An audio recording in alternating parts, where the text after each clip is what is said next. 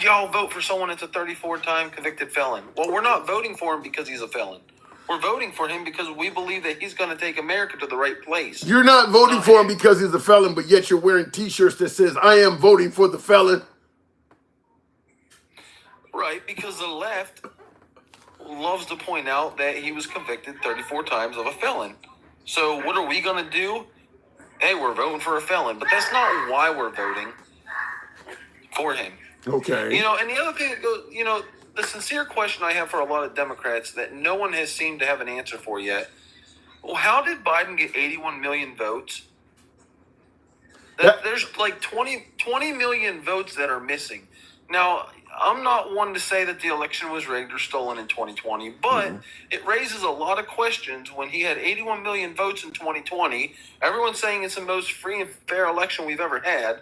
And then this year, we're down 20 million votes. You're telling me 20 million people decided, you know what, we're just going to sit at home and not vote?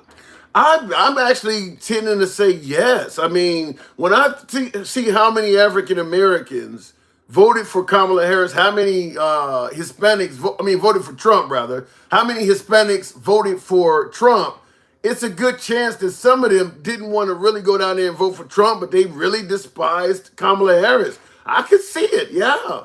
I think there's a whole lot of people that sat this one out. Right, but I mean, 20 million? Like, dude, that's a lot of people. You're saying, you know, he had more votes than Obama did, and you know how big of a deal it was when Obama got elected. Yeah. Well, Trump got more. Like I said, all I'm saying. Didn't Trump get more votes than Obama too? Right, but every year you're going to have more and more voters. Then there's your answer. So why this year? How come this year we didn't have near as many voters as we did in 2020?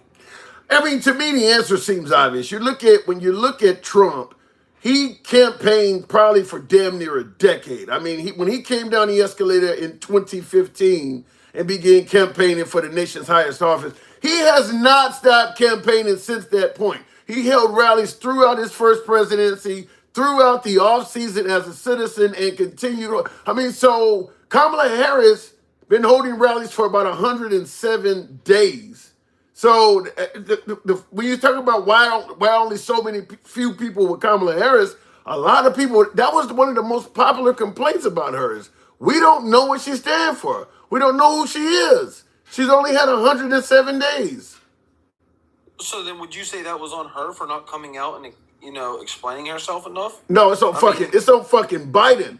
It is on Biden. I mean, even if she took every interview we're suggesting, if she went on Rogan, she has 107 days, and she's going up against a guy that's probably been campaigning probably a couple thousand days. I mean, it's in a different universe. Biden should have never tried to run a second time. That is where the problem is. If Biden announced he was not running a second time, we would have had a Democratic vote. Kamala Harris probably would not even been a fucking candidate, but even if she was, now she has at least a year or two to campaign.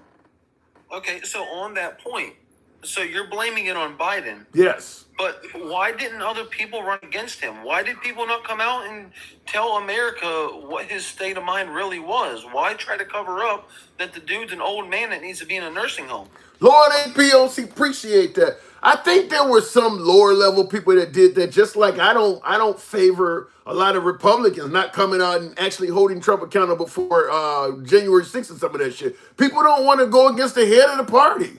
That's my opinion, is people don't want to go against the head of the party. I mean, I could tell you a host of things that Trump has done. I hate to deflect like this, but I can tell you a host of things that Trump has done and ask, why didn't more Republicans complain about that? And it's because they don't like to go against the head of the party. They knew Biden was in far worse condition. Huh? I don't think it's deflecting. It's comparing apples to apples. I wouldn't call it deflecting. Okay. But what I'm saying, but you do understand what I'm saying. I understand what you're saying. Yeah. Yeah, but I'm just saying, like, a lot of these issues are issues that we have been talking about for how long, and the left's answer to it is, oh, you're just homophobic. Oh, you're just racist. Oh, you just don't want to see a woman.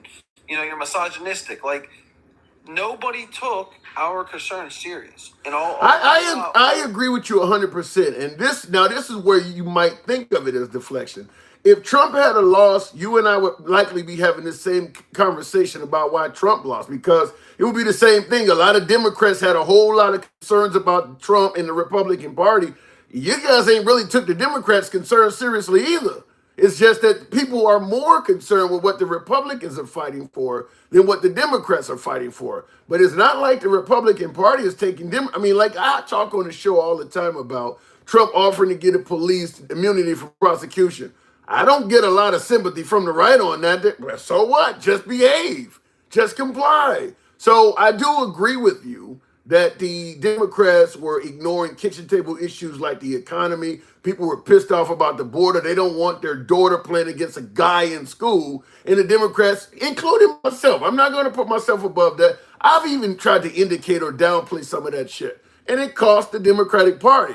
But I do push back a little bit and say neither side gives a damn about the other side's issues. I mean, fuck your feelings is a perfect example of that.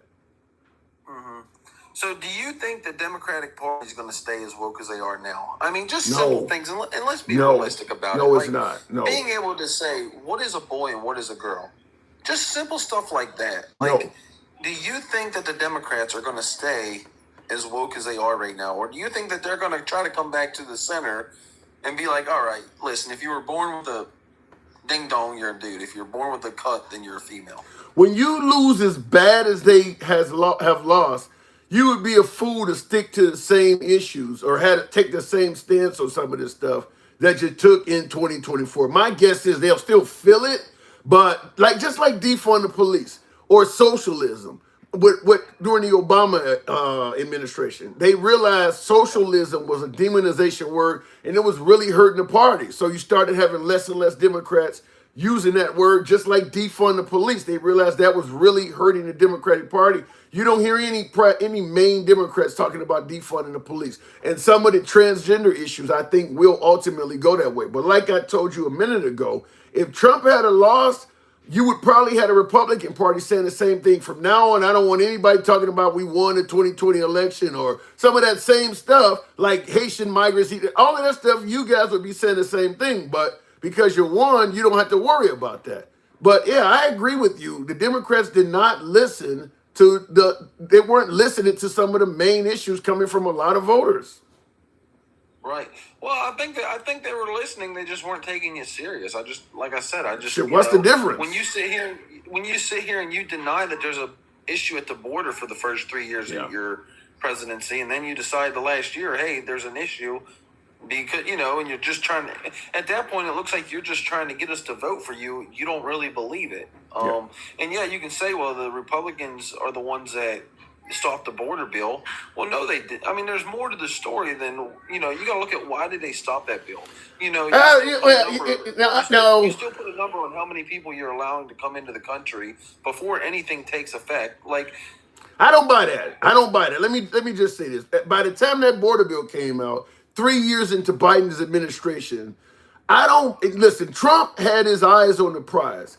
I think you could have sat down with the Republican Party and gave them everything they wanted in that border bill. And I think Trump still would have squashed it, because you had Republicans come out and admit that they received a call and they told him, if you help Biden fix the border, your career is over with. So I agree. I understand your point. I won't say I agree, but I understand your point that maybe still too many immigrants are coming in the bill, or we didn't want money going to the Ukraine or Israel.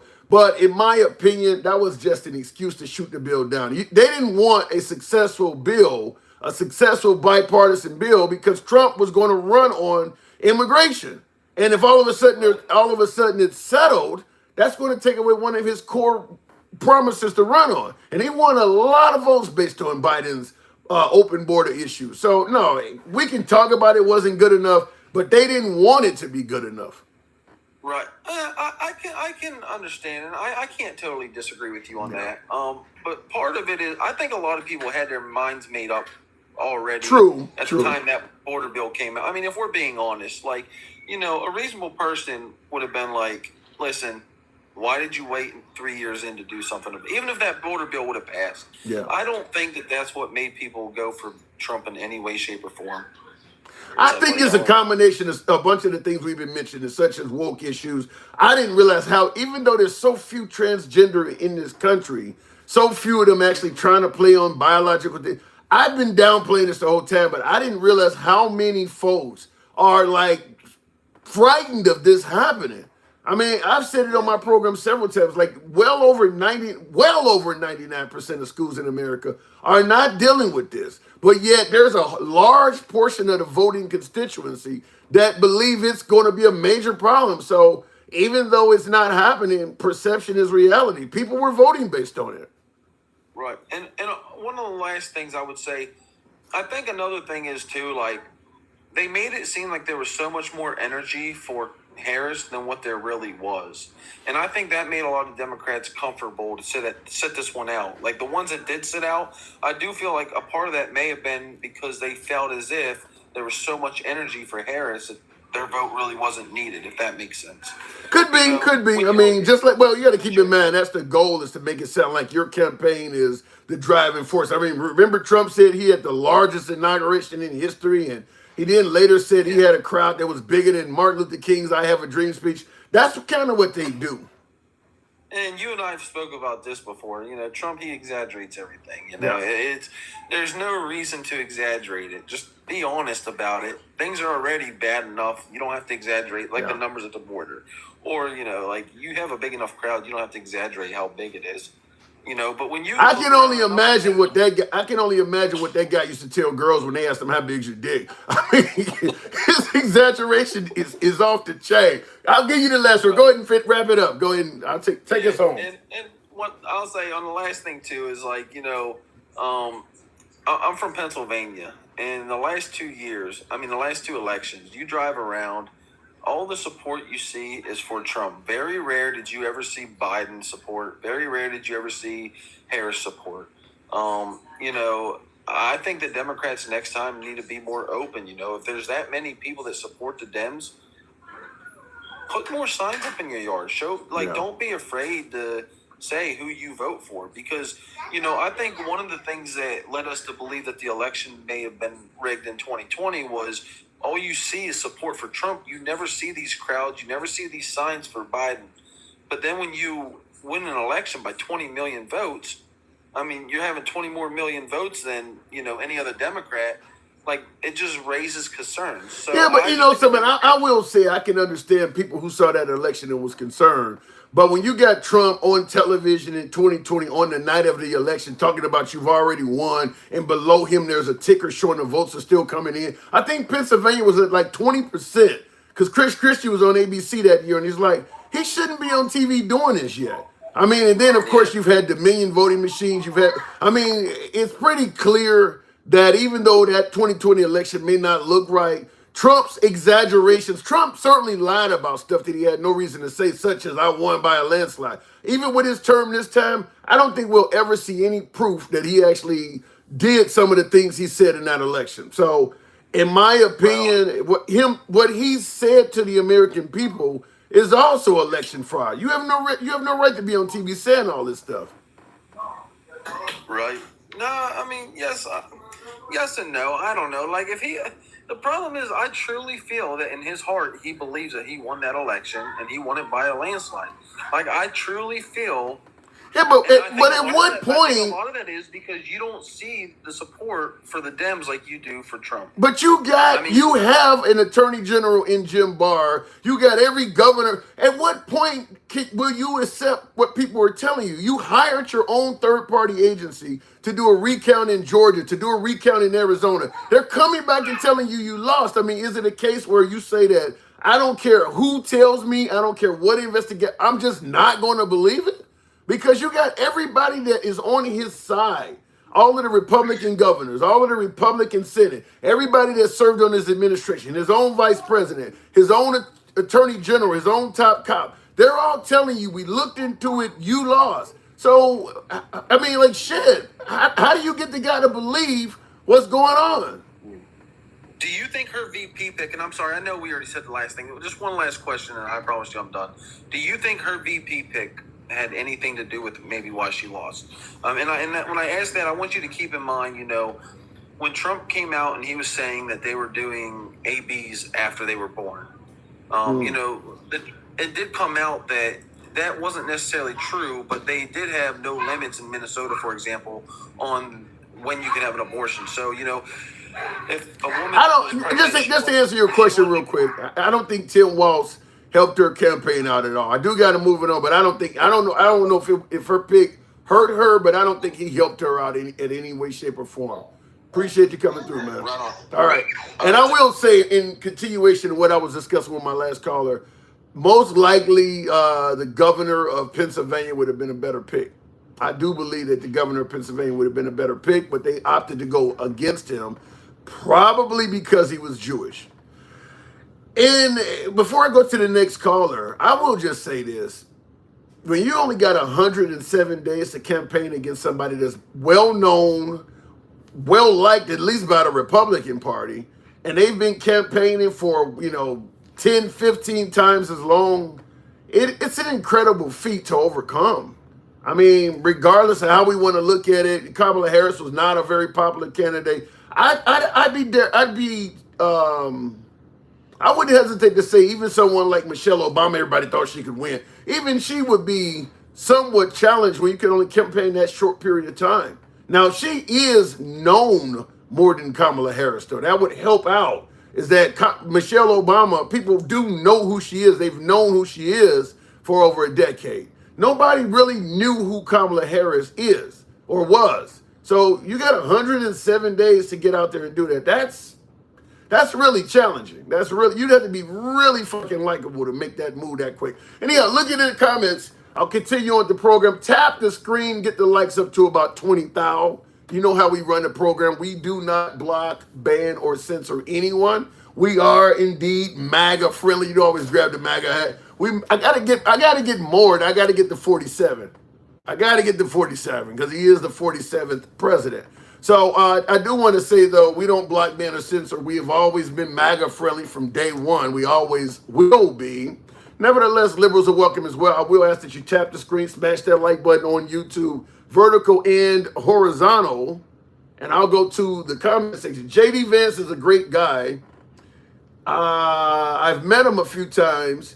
He's super smart. I'd have to say people would like him more than Trump if they met him personally. Fair enough. I mean, listen, at the end of the day, I think they're all going to be likable when they're trying to get your vote. I mean, can you imagine an asshole trying to get your vote? I mean, now that he's became the elected VP, who knows? We'll see. I mean, because some of them might be putting on a persona just because they want your vote. All right, let me go back to the box here. Told y'all Trump was gonna win by a landslide. Well, if you told us, you were right. He did win by a landslide. Thank God Trump won. We need some normal. You really, you're going to, let me correct you on that. Now, my viewer said, thank God Trump won. We're going to get some normal. No, you're going to get some traditional. Trump will bring back traditional America, Christianity, gender affirmation. You know what a girl is, you know what a boy is. Trump will bring you tradition.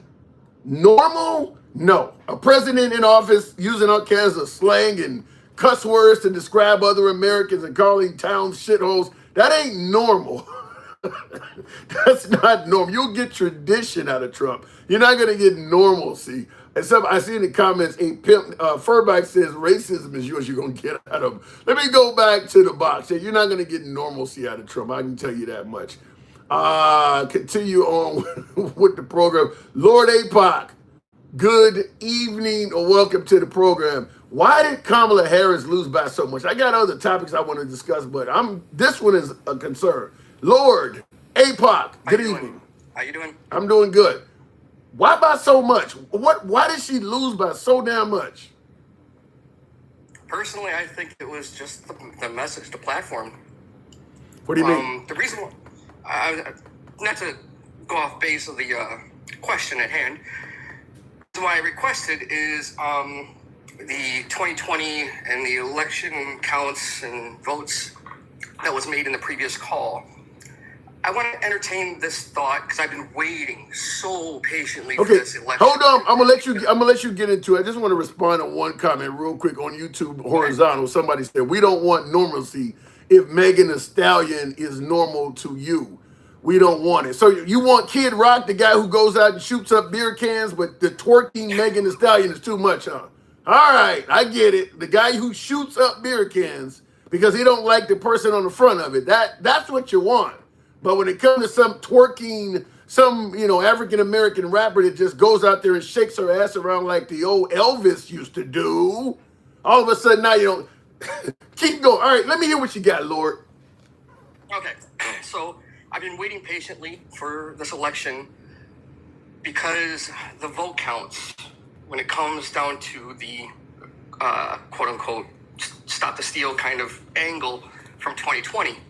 If you look at history and you look at like the previous presidential elections and all the votes and stuff, they're generally around about the same totals within a percentage or so. Mm-hmm. You hit 2020 and then of course you got all those votes that came in at, what was it, 5 million, what, I don't even remember the count. But then you come to this election, which is what I've been waiting for. The vote total is just like the previous past totals. It mirrors the general area of that count. So what's your point on this? What if it was stolen in 2020 and the vote totals kind of prove it? Here's the problem I have. I understand. I get what you're saying now. When you got damn near every Republican in power saying it didn't happen, I hear all of the concerns you have, but it's hard to believe that they would lie about an election being stolen when they are the ones that will remain in power. Mike Pence would have got a second term if what Trump was saying is correct. And then, of course, the fake electors, you find out people on the Republican side were genuinely trying to steal the election. You see what happened with Dominion voting machines where they clearly were lying, or you hear what Ruby Freeman and Shay Moff, what happened with Rudolph Giuliani. And it's like, we're saying the Democrats stole the election, but we're actually catching Republicans in crimes. So even if the Democrats stole the election, it's going to be hard to see it because it's clear the Republicans were not on the up and up either.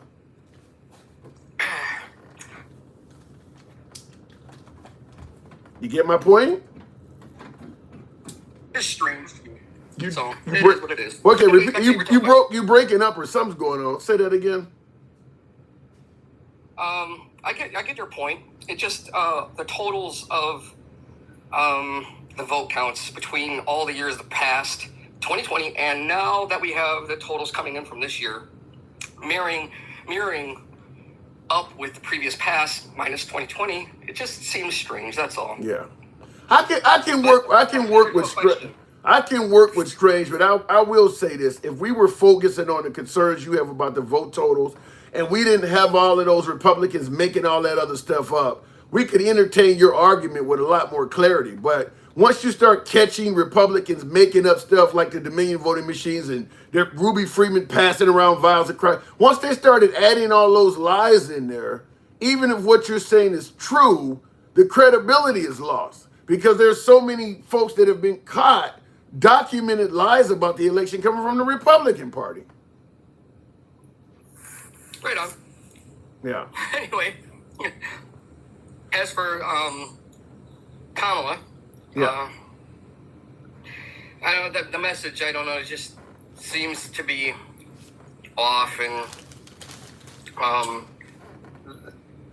the whole woke thing, of course, everybody's going to take that angle. But I think my biggest problem with her would be, or actually the party itself, is letting Biden just select her and bring her in. And I'm sure this has been talked about in nauseum, but it almost seems like, I think... What?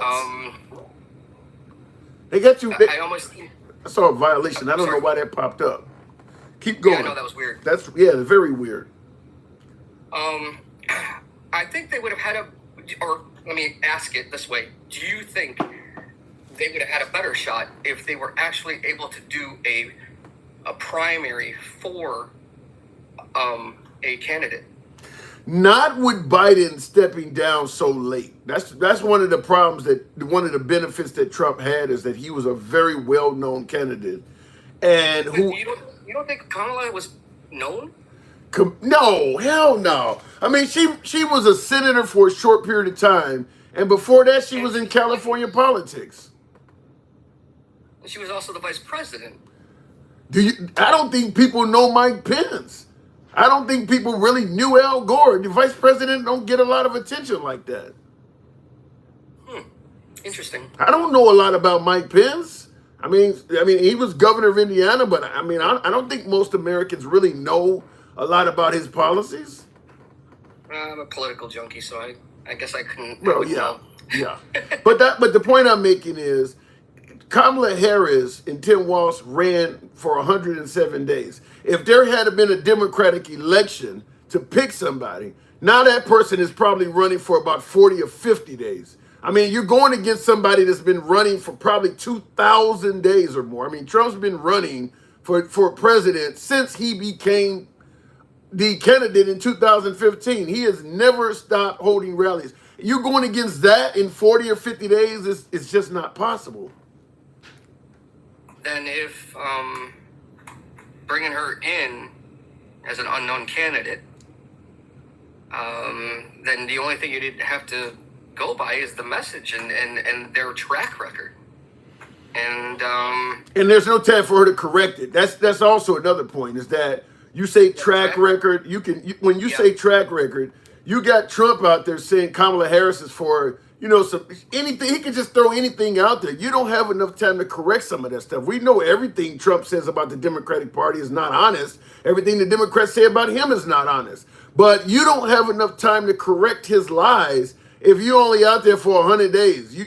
He'll keep you on the defense. Because, I mean, she's correcting the Haitian migrant thing. She's correcting all of this shit. Because he's flooding the airway with stuff, and a lot of it is not accurate. So how do you get to tell people what you're about if you're constantly correcting some of the things he's lying about? She don't have enough time for all that. Answer the questions and go on as much media blitz as possible. Well, a lot of the questions are probably going to be in relation to some of the things he said, though. I mean, Trump says the liberals are about giving a €2 sex change. How do you think about that? You're on the defense.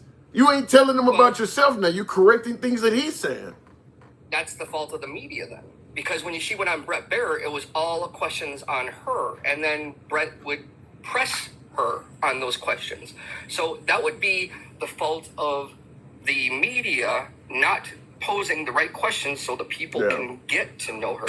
Well, but if you had 1,000 days of campaigning like Trump, eventually people would ask you those questions. But when you only got 107 days, it's challenging. I mean, I get that she certainly should have done more interviews, but you're still going up against a campaigning juggernaut. There's just literally campaign even when he don't need to campaign. He was holding rallies while president. Virtually nobody else has done that. So, I mean, 107 days and she wasn't really that known.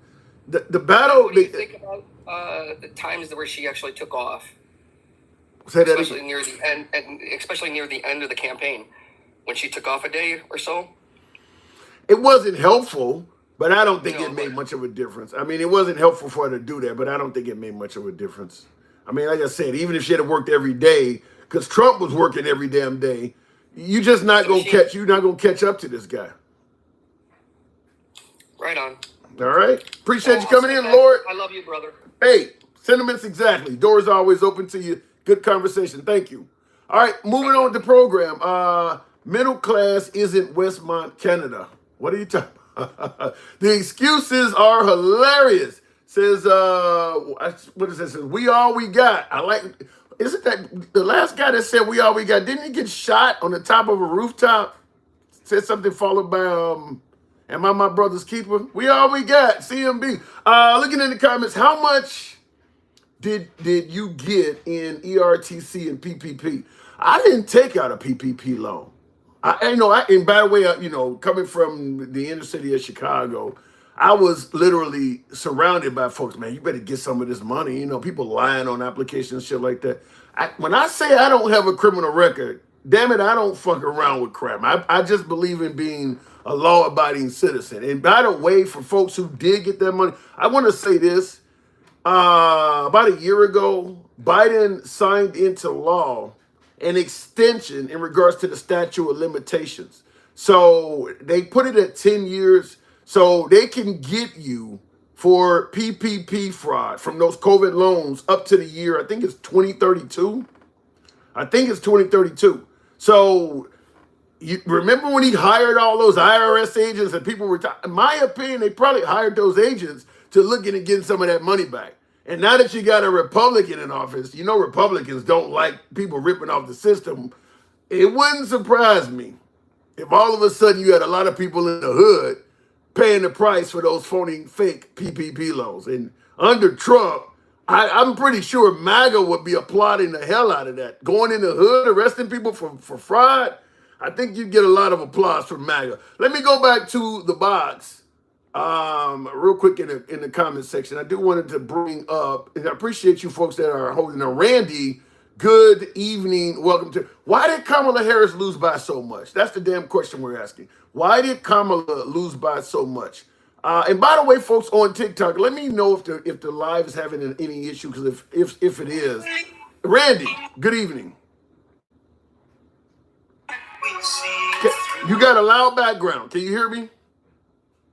Okay, I'm gonna have to move it on. Randy, you're going in and out. I don't know what you got going on there, but I'll move it on. Let me know, because I got the live on sale. Let me know on TikTok if there's any issue. I'll move it over to Wi-Fi. I got it. LOL. I own a business though. Well, if you got the PPP loan and you actually met the qualifications, then that's different. But we know people were making up that they own businesses. They were making that shit up. Some people got a lot of money that they had no right to get. Trump finna get rid of that and lay off IRS agents, says Big Dog. That's something I'd be curious. Now, they're not going to, before I go to the next caller, they're not going to do any tally on how many IRS agents voted for Trump versus Kamala, how many FBI agents. I'd be curious to know, because with him talking about getting rid of so many three-letter organizations, getting rid of the Department of Education, those are jobs. He's basically telling these people, I'm about to fire all of you guys. I'd be curious to know how many of them voted for Trump. Because, he's coming in saying you're about to lose your job. Going back to the box, Bobert got one. It was forgiven. Well, you know how that works. Let me see if I can bring on my next. Brokeback Bob. Last time I heard that was in reference to an interesting movie. Brokeback Bob, good evening. Hey, how you doing? I got a bad back, just so you know. And okay. You picked a hell of a name to describe that. It's got a good ring to it, and I want to eventually do lives. But I like your lives. I've been watching you for at least 2.5 years, and I've never been on here. But under the circumstances, this struck me. I don't want to monologue or nothing, but go ahead and ask me. I'm probably going to go into. Well, first of all, let me ask you this: while you were watching, was there any issue with the feed? Because I'm on mobile? I was wondering, it's been running okay? No, not at all. Okay. Not at all. Not one lag. Okay. I've been here probably 45 minutes and see no lag. Let me ask you. I'll ask you the second question, because we do want to talk about why Kamala Harris lost by so damn much. But what type of administration are you expecting from Trump? Yeah, when the Chicago Bulls were the dream team, and they in the 90s did 5-0. Yeah. This is. I mean, people could wrap their heads around it, but Robert F. Kennedy kind of got kicked out of the Democratic Party. Tulsa Gabbard, she switched, and we got Elon Musk.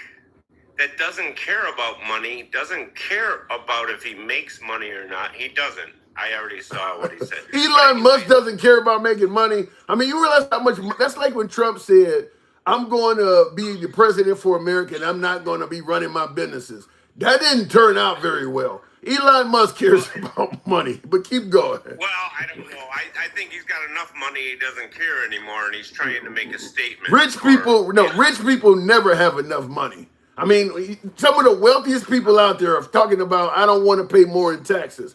Rich people always care about money. That's true. I'm poor and I care about money. Yeah. So I guess everybody does. Yeah. But anyways, what happened here, I believe, my analyst, why she lost, is the identity politics and the way they called us uneducated, the fabric of the United States.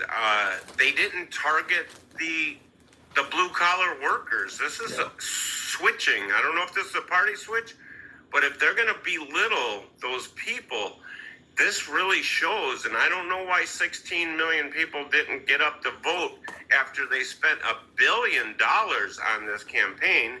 And yes, Biden should have backed out a little sooner, or I think he should have resigned and let her become president while she was campaigning.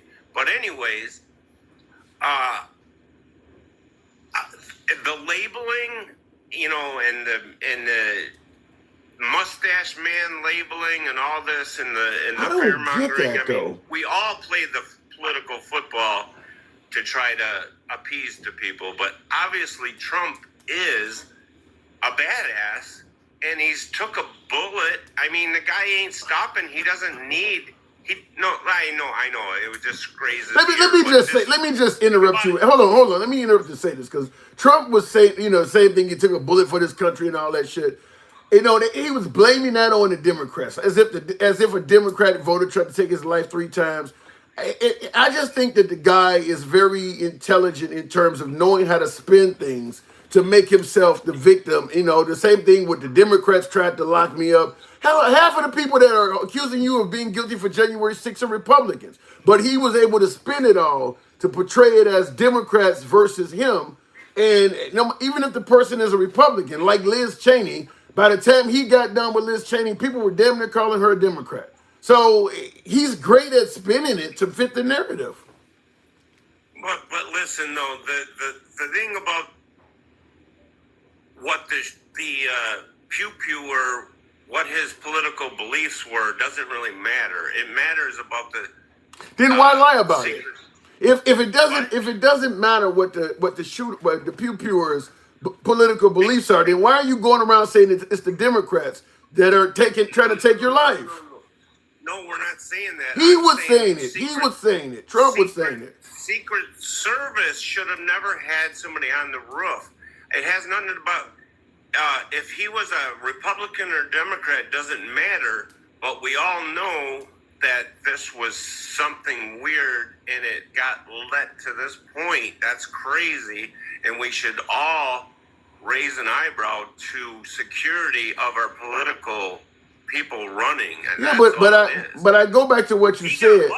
I go back to what you said. If the Assassins' political party did not matter, why was Trump trying to throw politics into it and suggest that the Democrats were the ones that were trying to take him out? He was saying that. I don't believe he even talked about it. He talked about it one time, but the main thing is he obviously capitalized on it because it really did happen. There was all these people saying, but it wasn't the Democrats doing it. The Democrats weren't putting hits out on him. He was trying to make it sound like the hits on his life were because somehow the Democrats were responsible for that. Yeah, but if you just think for a second, do you think a Trump supporter would do that? That's really off the wall. No, not necessarily a Trump supporter, but maybe a General Milley supporter or General Petraeus supporter, or maybe a traditional Republican might do it. There's a lot of people. A Hispanic might do it. There could be all kinds of other groups. They don't have to be just MAGA versus Kamala Harris supporters. Trump said awful things about Muslims. It could be a Haitian. It could be a ton of other groups. I don't care about the motive. Secret Service dropped the ball, and that's the fishy thing. Okay, I get that. I agree with that. That's pretty weird that somebody got that opportunity. Not arguing with That's all. that. Yeah. I'm not arguing with the fact that the Secret Service did not provide him adequate protection. I'm bringing up the notion that he tried to label who tried to take his life. He ain't blaming the Secret Service. He blaming the Democrats for that. And that's just flat out wrong. You saw the director of the Secret Service director actually say the lamest thing I ever heard is the pitch was too steep on that roof to man that. That was like the weirdest thing in the world. So, I mean, that just raises an eyebrow to the embedded bureaucracy that has a lot of control if we don't get this shit drain the swamp. And so anyways, I want us all to come together, and I think we will, because Trump's revenge, he said, is going to be his success. So he ain't taking revenge. So you don't see him trying to go after anybody criminally, no name calling, No. no name calling, no tweets even and none though, of that. Even though the persecution he went through, no. This guy wants to leave a legacy. He wants to make America open their eyes, and he wants to straighten things out. And we don't want to do identity politics. I know it looks that way because they call all MAGA supporters trash and we're bigots and we're racist, but you do realize libtards, socialists, Marxists. He said that Kamala Harris was born mentally ill. You do realize that it's not like Trump is not sitting there with a halo on, getting attacked for no reason. I mean, he's lobbing a lot of insults back. No, we have to admit it is a war of words, right? And Trump is playing the game. He's rope-a-doping everybody. He works at McDonald's for a half hour. He's a garbage man. I'm talking about insults. I'm talking about insults. I mean, he said Kamala Harris was born, literally from birth. She was born mentally ill. Where the hell's that coming from? You know, I don't know, and we could toss that around, but that is not how we make the sausage in America. It is about democracy. If they're going to say that he's going to take away democracy and he is ranked up there with Zitler and all that, that's pretty mean rhetoric. But what is the? Let me ask you this: what is the difference between calling him, Adolf, and him calling Kamala Harris a communist, knowing how many people that Stalin killed? What's the difference? That's how you retaliate. When somebody's coming after you, then you're not innocent anymore. Then once you start doing it back, then you're not innocent anymore. The only way you can look strong is to stick up for yourself. You cannot cower down to people that hate you. You gotta come back. Sticking up for yourself. I agree with you with sticking up for yourself, but once you quit playing the victim at that point. We got into a fight. Trump is they calling me all these names. Well, you called them names back. So what's the purpose of that? Why is he bringing up? They didn't call me Hitler. But he's not mentioning, I did say she was mentally ill from birth. I mean, just at that point, you guys are in a fight. He's playing victim with it. He's making it sound like only he is being called names. He's not doing anything. He's not telling you that, I'm doing a lot of shit too. I got to move it on, though. No, you are very handsome, and I appreciate you letting me up. And I can't believe you didn't give me the time of day. But, I mean, you did, but you didn't. And I must have struck a chord. Take care, buddy. I will see you again. Yes, my door is always open to you. Good talk. Thanks for coming through. All right, bye-bye. All right, anytime. And as you can see, I appreciate the callers coming through. No issue at all with defending Trump. I do want to know, why the hell did Kamala Harris lose by so damn much? Trump kicked her ass. There is no denying that. Kicked her ass. The current totals, 226. Kamala Harris got 226 electoral college votes. Trump got 295. And Arizona and Nevada is still out there. I think Arizona's worth 10. And Nevada, if I'm correct, is worth about 6. So there's another 16 votes out there. And I believe Trump will probably get it. He will probably get Arizona, maybe both. They may have called one of them already. But the point I'm making is, why did she lose by so much? Looking in the comments, Charles Vaughn says Trump always starts attacks first. I'm not 100% certain of that, but I do agree. Now, my last caller was saying, you know what, he got to stand strong and defend himself. I do agree partially that a lot of Trump's attacks have nothing to do with self-defense. Some of those are attacks he initiated. Like, for instance, Megyn Kelly, who now endorses Trump, the riffraff between them started when Trump indicated that she was menstruating. As if she, because remember, she was the moderator of the debate between Trump and Hillary Clinton, and Trump tried to indicate that she was on stage menstruating, bleeding out of her whatever. She hadn't did anything to Trump. He just didn't like the way she moderated the debate. She was working at Fox News at the time. So all of Trump's attacks are not self-defense. Some of them are offensive attacks. And what he did to Megyn Kelly is a perfect example of it. I don't know about the Nikki Haley bird brain thing either. I don't know if that was a self-defense attack either. Anyway, let me go back to the box, though. I would like to get up to 30,000 on the likes, if you will, tap the screen. Same on YouTube. By the way, if you guys favor civilized dialogue from all sides of the aisle without any concern of the host trying to block, ban, or censor you, you are indeed in the right place. We believe in uncensored free speech. You can be critical of anybody in the comment section. You can certainly criticize the host in any way, fashion, or form. We try to make it work. Obviously, don't get ridiculous. You know, somebody starts typing the N-word or some shit like that in the comments. Frankly, I'll let you say whatever the hell you wanted to say, but to some degree, the TikTok gods will stop you. So be critical, but keep the shit civil. Where's the tacos? Good evening. Welcome to the program. Hey, what's up, handsome? I respect your program. Thank you. I love tagging you on a whole bunch of videos I normally do. But I think the problem with Kamala... Well, hi, how you doing? Sorry, first of all. We're doing good. Hanging around like Mike Pence on January 6th. That's what I always say. So why did she lose by so much?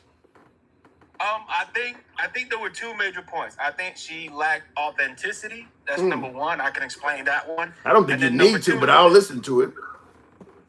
And then number two, I think she didn't really care what the right had to say. I think she was just still preaching to her audience. Yeah. And she didn't really want to know what the other side wanted or wanted to hear. But is that not is that unique? I mean, do you think Trump cares about what the left has to say?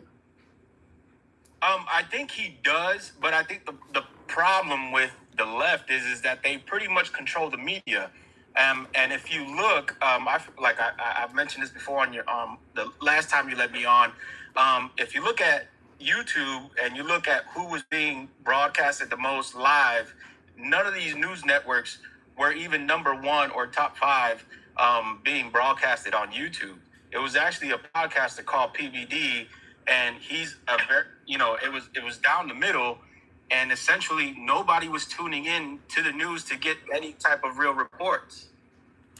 I can't speak to that. I mean, I haven't looked into that, so I can't say. But I do believe that the media. I do agree with you that a large portion of the media leans left, and because Trump is such a ratings juggernaut, a lot of the left-wing media outlets in the 2016 election against Hillary Clinton were putting Trump on because he says controversial shit. He makes people watch, and they realize we gave him so much free airtime, we helped him get elected. I remember Mike Huckabee, former governor of Arizona. I remember him saying, if I could get as much free airtime as Trump does, I would win an election too. So I think in 2020 and in 2024, particularly this time, they started realizing we can't just put all his speeches on television. Even though we want the clicks and we want the views, we're helping him get elected. So this time they started not showing all his rallies and shit. Yeah, well, here's if I could just go back to the authenticity thing, though. Yeah. When you look at, I'm going to say Harris because I don't know how to say her first name right, and I know the left gets. Let me help you out with that. You know what a comma is, right? Period, semicolon, comma. Just say comma, la. I know, but I'm just not very cautious about other people's thoughts on names. You won't be saying her name much longer anyway. But keep going. All right, so Harris, VP Harris, the reason why I think she lacked authenticity because number one, let's go with when they asked her about where she's from, right? You had a podcaster named Candace Owens. She was doing her digging and stuff like that, and people actually started talking about that. People actually were driven towards that. And if people are going to listen to Candace Owens, a big influencer, she should have addressed that. And then another reason why. Wait a minute, hold on a second. Listening to Candace Owens, hell, I'll let you continue, but watching Candace Owens describe different things and aspects of Kamala Harris is literally like watching Al Sharpton describe Trump. That is about as Judge Joe Brown is another. That's about as biased as you can get. You know you know that Candace Owens, 0% of what she said about Kamala is going to be positive. It's 100. You just mentioned the media leaning left and all of that. Kamala Harris is Candace Owens is the opposite of that. But keep going. Right, but my argument for that, though, so for instance, like, I don't know if you listened to the Joe Rogan podcast when Trump was on, but he said, for instance, like the laptop, right? They censored the laptop a whole bunch, and he said that a lot of the counties that he lost were by margins of 2,000 all the way to like 20,000 votes. And just for that laptop false information, it swung about 50 to 100,000 votes, which essentially we don't know which way those votes were going. But that did influence about 100,000 votes. But why is Kamala Harris seeing a negative vote total based on Hunter and Joe Biden's laptop? She ain't got nothing to do with that. No. I was just comparing both stories, her ethnicity versus the laptop. Like, being not truthful or honest of where she came from or who she is or what she is does not matter. What truly matters is she willing to put up or fork out some type of information besides saying that she grew up in the middle class? Because every speech she started was, I grew up in the middle class, or I'm burdened by, or burdened this. Like, she didn't know how to be authentic. And if you look at her conceding speech, they made a video on TikTok, which most people get their news now off of social media platforms, not television. Somebody already came out and showed Hillary Clinton's conceding speech and Kamala Harris' speech, and all she did was take a few lines out of the sentences, and the speech was the same. I think her, and I say this respectfully, I do think she has handlers, and I think she's never been able to be the authentic Kamala. And I tell you what, you say that she only had about 100 days, 120 days, 107, whatever it was. 107. 107 days. Remember when Tim Walz said we got like 100 days, we can do this in our sleep? When he first got announced, he made it clear it's only 100 days, we can do this, we can sleep when we die or something. He was indicating we don't have a lot of time, but keep going. Right. Okay, so because she only had 107 days, I don't think that's justifiable, because if Joe Biden truly had a plan and she was going to take over for Joe Biden, she should have just transitioned with Joe Biden's policies, taking those policies as her own, because there should have been a plan already set for Joe Biden. And she should have revised that anyways, because if you look at J.D. Vance, when J.D. Vance showed up on the platform and debated Tim Walz, he blew Tim Walz out of the water, and he was spewing Trump's plans already. And then when he got on the Joe Rogan stage, J.D. Vance pretty much helped Trump push through the finish line, because a lot of people were still on the fence about Trump. And guess what Trump did? He put RFK on his team. Libertarians love RFK. And then if you look at J.D. Vance, he also pushed a lot of libertarians to go towards Trump's side. So you have to set up a team. And unfortunately, the rhetoric got old. Like, for instance, I respect you a lot, but I think you're so fixated on the January 6th. That was so 2020. We're in 2024 now, and we don't have any new evidence about January 6th. And the only new evidence that came out in the last 300 days was the Nancy Pelosi videos. So, there's still not enough evidence to convict Trump to really be. You know why I'm fixated on January 6th? Because Trump brings it up at every rally. And let me respond to it. I'll let you keep going, but you said a few things that I took some notes, and I want to respond to some of them. And I'll start out with you said, me being fixated on January 6th, because one of the things I was going to say, when you said that she lacks authenticity, Trump gets to win because I believe to some degree Kamala Harris is held to a higher standard than Trump. For instance, Kamala Harris is not authentic, or maybe she doesn't have credibility with this, I grew up in a middle-class family. When Trump says something that's not true, well, he kind of exaggerates. He's telling you lies, but he's getting a pass because we're so used to hearing them exaggerate, which is another synonym for a lie, that we give him a pass on it. We don't know Kamala Harris that much, so we're going to hold her accountable for every lie she tells. Trump can tell 100 of them. He just exaggerates. So she'll never be in the same realm as him when she's being held to that standard and he's just being called an exaggerator. Now, you also mentioned the concession speech and how she plagiarized Trump. Keep in mind, Trump didn't give a concession speech at all. He was going around telling people the election was stolen and that he won by a landslide. Hold on, hang on. Let me. It was Hillary, not Trump. Well, you're mentioning Kamala Harris's concession speech, and the point I'm making is Hillary. What? When Hillary conceded the first time versus Yeah, Trump, you saying she plagiarized it? Yeah, you said Trump. My bad. Okay, you're saying that Kamala Harris plagiarized Hillary Clinton's concession speech, correct? Yes. Yeah, and that's what I'm saying. Once again, just like a lying versus exaggeration, we're actually criticizing the concession speech that Kamala Harris gave, saying that she plagiarized it. Trump's concession speech consisted of Biden stole the election. How's that for plagiarism? We haven't shown any proof that actually happened. Right now, it looks like that's a complete lie. And he said that Biden stole it from him. Where's the evidence that Sleepy Joe, the guy with dementia that don't know where he's at, was able to orchestrate an election theft? So we're going to hold Kamala Harris accountable for her concession speech. But Trump is able to say all of this stuff about the 2020 election that is flat out false, and he doesn't get held accountable. What were you about to say? So on that point, though, on those two things, right, you said the only reason why I mentioned the plagiarism of the speech was because my argument is I don't think she was being authentic. Right. So somebody is writing scripts for her. Right. That's the only reason why I brought that. Yeah, you're looking at her plagiarized speech and saying she's not being authentic. But when Trump lies about the 2020 election, you don't see that as being inauthentic. He's not telling you the truth. That's not authentic. Okay. That's not accurate what he's telling you about that 2020 election. You're just not holding him accountable for it. All right. So if that's your argument, then my argument would be on live TV on election night, CNN asked the person that was looking at the counties and the numbers on the votes on the counties. He asked, the person says, is there anything positive we can find about Kamala, which county she flipped or whatever? And when the guy put on there, he was like, which counties did she flip at least 3% or more than Joe Biden? She did terrible. She did terrible. States, none of them flipped. And if I can be honest, I don't think Joe Biden swayed a whole bunch of women like they think he did. I don't think Joe Biden is more popular than Kamala Harris. And I don't think Joe Biden is even loved that much to be loved more than Obama.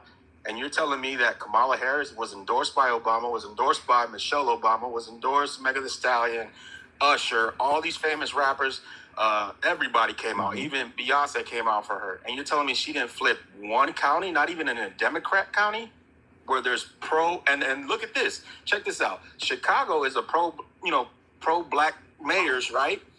They had Lightfoot, and then now they got the new mayor, and guess what? It's a sanctuary city having a black mayor. Now they got to pay $300 million more in property taxes. And these are appointing black people, and black people didn't get the support they needed. Yeah. And guess what? They proved that Democrats can't fix shit, and that's it. Like, sanctuary cities don't work.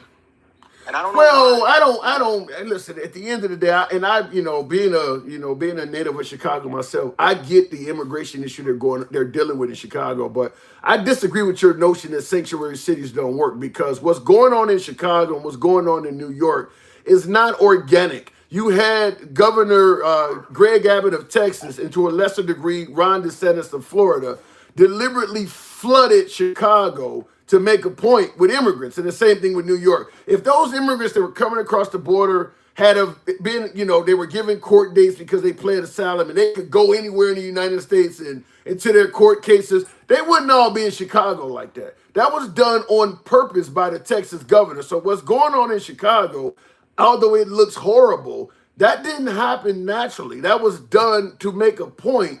And yeah, it looks bad, but it ain't how it would have normally went.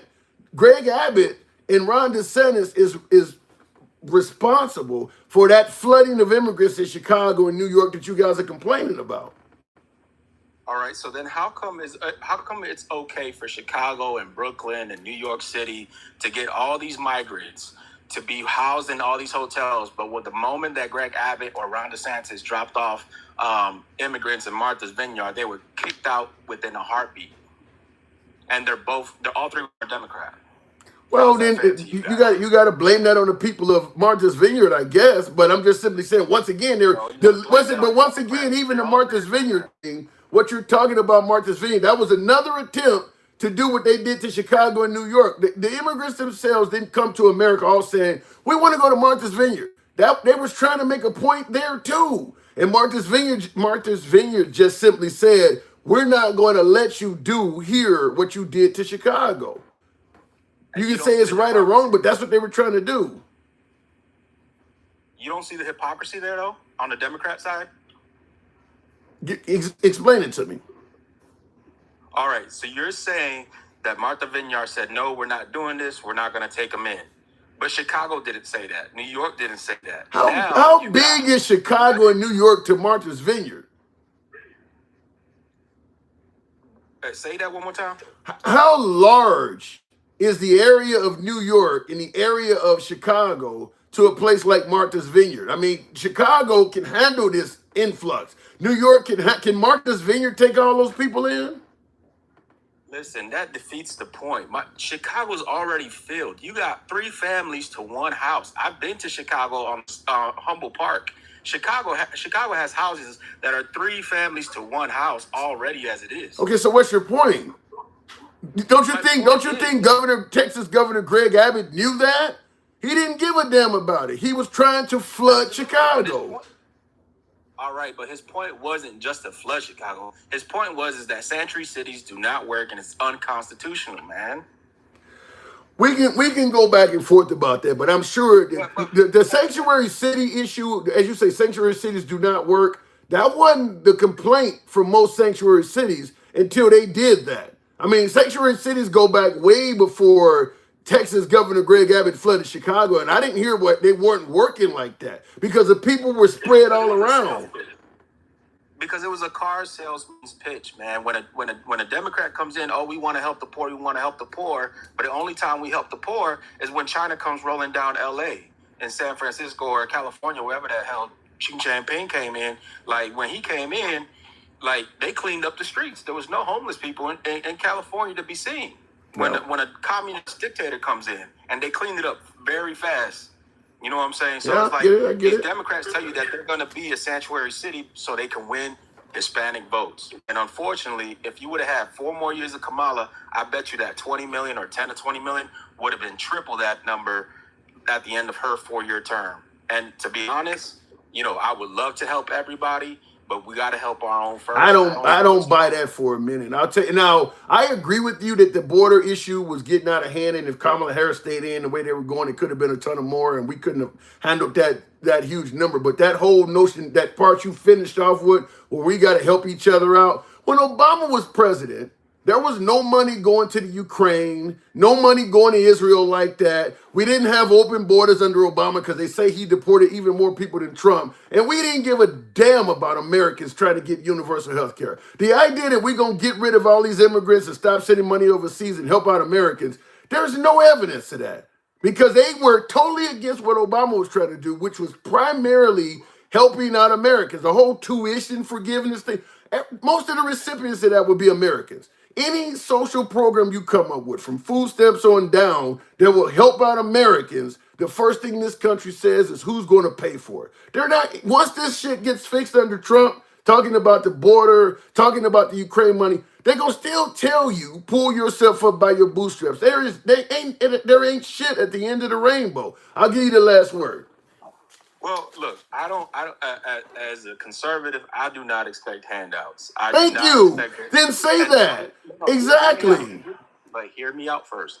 As a conservative, back in 2016 to 2020, I did not believe in handouts, and I did not believe in free college. I did not believe in having welfare for more than 5 to 10 years. I did not believe in those things unless you were like an elderly person. Right. But if we are willing to send $400 billion to Ukraine, if we're willing to send money to Lebanon and endorse Israel at the same time while Israel's bombing Lebanon, then I feel like the bureaucrats on both sides, right, Republicans and Democrats, both of them are warmongering and keeping the Middle East messed up on purpose. I don't doubt that. Personally, And I personally feel now my position has changed. If you're willing to put $400 billion in a country that's not going to pay it back, if you're willing to send another $300 million to Lebanon while you're only sending $750 checks to North Carolina, then that's a problem. Now I can see, okay, the American people could pay their students to go to college. The American people could pay free health care if we got that much money to send outside of the country. But if you look on election night, you can look this up. I am big on crypto. Crypto was booming the day of election. You know why? Because daddy was coming back home. And mama, you got to go clean the kitchen. I'm sorry. All right. Appreciate you coming through, look at man. the stock market and you'll be all right. All right. Appreciate you coming through. Where's the tacos? Always open to you. Come on back through anytime. Yes, sir. All right, moving on with the program. So I got a couple super chats, and for some reason on YouTube, they disappeared. Oh, shit, I really hate when that happens. I wanted to read the comment there. You have Mossad in your chat.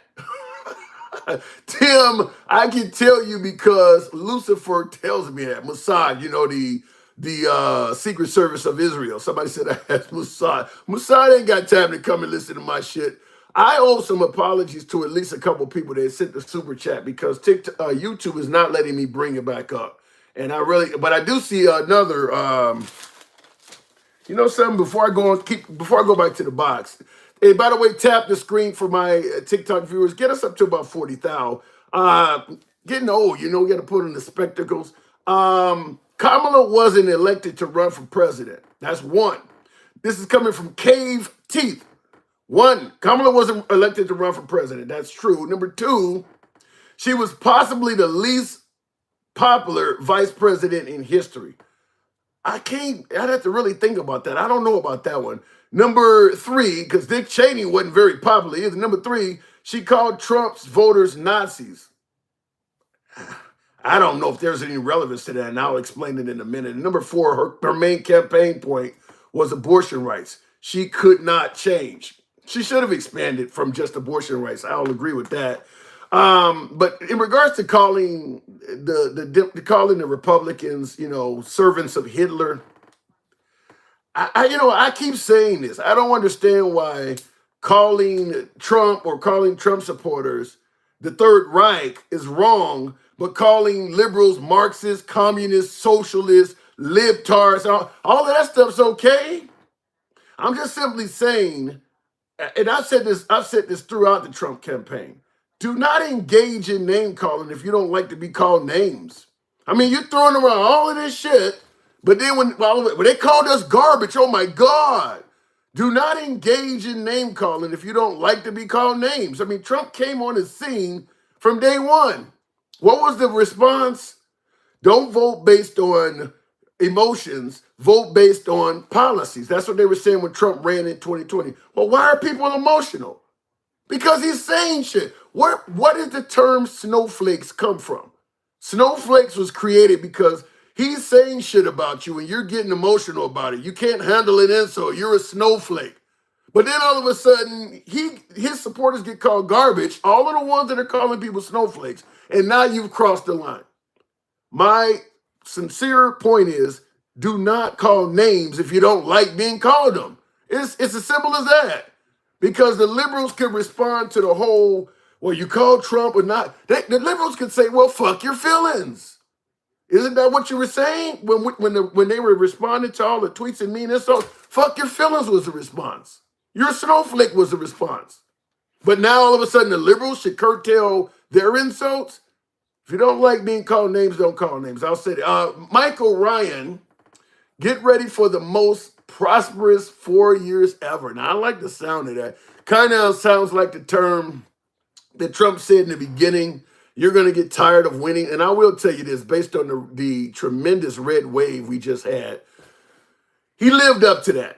He lived up to that. Taking the House, or better yet, taking the Senate, likely taking the House, winning by a landslide electoral college-wise, winning the popular vote, far-right Supreme Court. The Roe versus Wade has already been rolled back. Tired of winning, I think at this point, at least from that standpoint, promises made, promises kept. The right has won so much since Trump came on the scene that you could probably compare him to all of the previous Republican presidents, at least in our lifetime, and he's done more now at this point. He's done more at this point. So he's certainly winning in that area. In the hood, we call it your mama. Yeah, I like your mama jokes. Exactly. You know, your mama's so cheap, you gave her a quarter, something like that. She wanted a refund. You hear all that stuff. Let me go back to the box. And I thank you folks that are tapping the screen. A few lazy thumbs in here, but thank you for the ones that are. One of my subscribers, Jeremy, good evening. Welcome to the program. January 2025 will be interesting when... Hang on a second, Hello? Jeremy. Hold on one second, Jeremy. January 25th, 2025 will be interesting when seize and look for illegal immigrants. I don't quite get what you're saying. And thank you for the super chat. LJ says Trump attacks public figures, left attacks citizens. Bullshit. Libtards are citizens. Shithole towns, those are citizens. That's not true. He attacks a lot of citizens. Jeremy, good evening. Hello, Tim. It is a good time. I am so elated right now, and I hate to say I told you so, but I kind of did. Congratulations. I lost money on this fucking election, to be honest with you, but you did win, and you won by a lot, so congratulations. Thank you, Tim. But you know what? No matter what, you're still a human being. You know I love you, brother. Appreciate it. No matter what. Thank you. So some of you folks want to deport my ass, and I was born in Chicago, so thank you for that. Hey, leave the handsome man alone. Come on. Hey. So let me ask you, why did she lose by so damn much? Why did she lose that bad?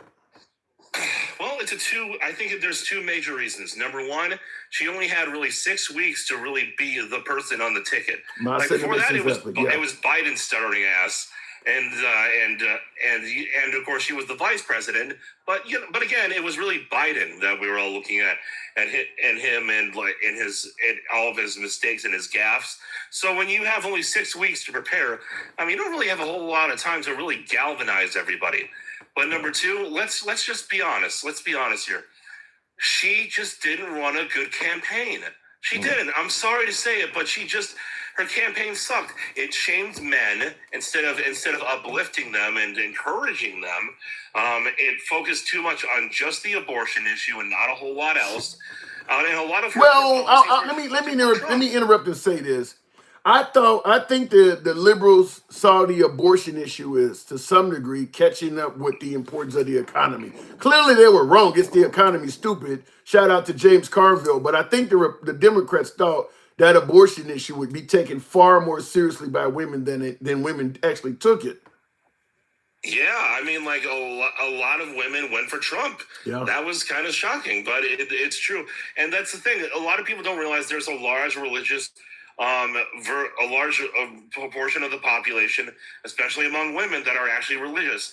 Back in, I believe it was 2017, somewhere around there was a CNN poll. I might be getting the date wrong, but there was a CNN poll back when Trump was first elected that actually showed that women had a larger percentage of people who were pro-life than men did. Well, but when you look at the actual numbers, now, with women 18 to 29 years of age, Kamala still won by a lot. 63% of that group voted for Kamala Harris, 36% for Trump, 30 to 44-year-old women. Now, the 18 to 29-year-olds are the ones that are really fertile. So 63% of them went for Kamala. 30 to 44, you still can have a baby.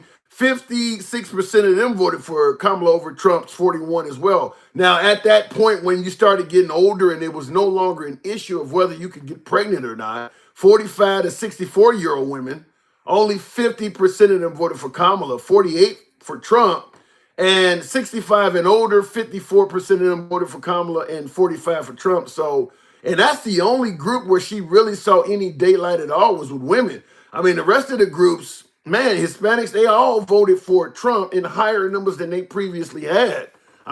Trump went up in every demographic. Yeah, he did, and he's the only one. He's one of the only Republicans to have won the popular vote and the Electoral College in a long time. By the way, that was pretty nice. I appreciate that. Furback, I think it was Furback who sent me that. Yeah. So, what does this say about the Democratic Party? Does the message have to be changed significantly? Because they lost by. I don't even know if the Democrats win in 2028. Trump has the power right now to push the country so far to the right. I don't even know if the Democrats can even come close to neutralizing it in one term. I think that, honestly, the Democrats need to realize that what affects every normal, average person is what really matters. And I'm sorry, but only half the country really even cares about abortions, and that's not even all women. And like some men and do care about that too. But what hurts everybody? What hurts everyone universally? Not being able to buy food. Money. I mean, like, no matter what you say, and considering that most abortions are elective and not based on like the mother's life being in danger, you know, a lot of people just realize that they could just be abstinent. But here's what I don't understand. And PPF, appreciate the subscription. Thank you there. And Dencal, that was you with the Elvis get up. Appreciate it. What I will say is this, though.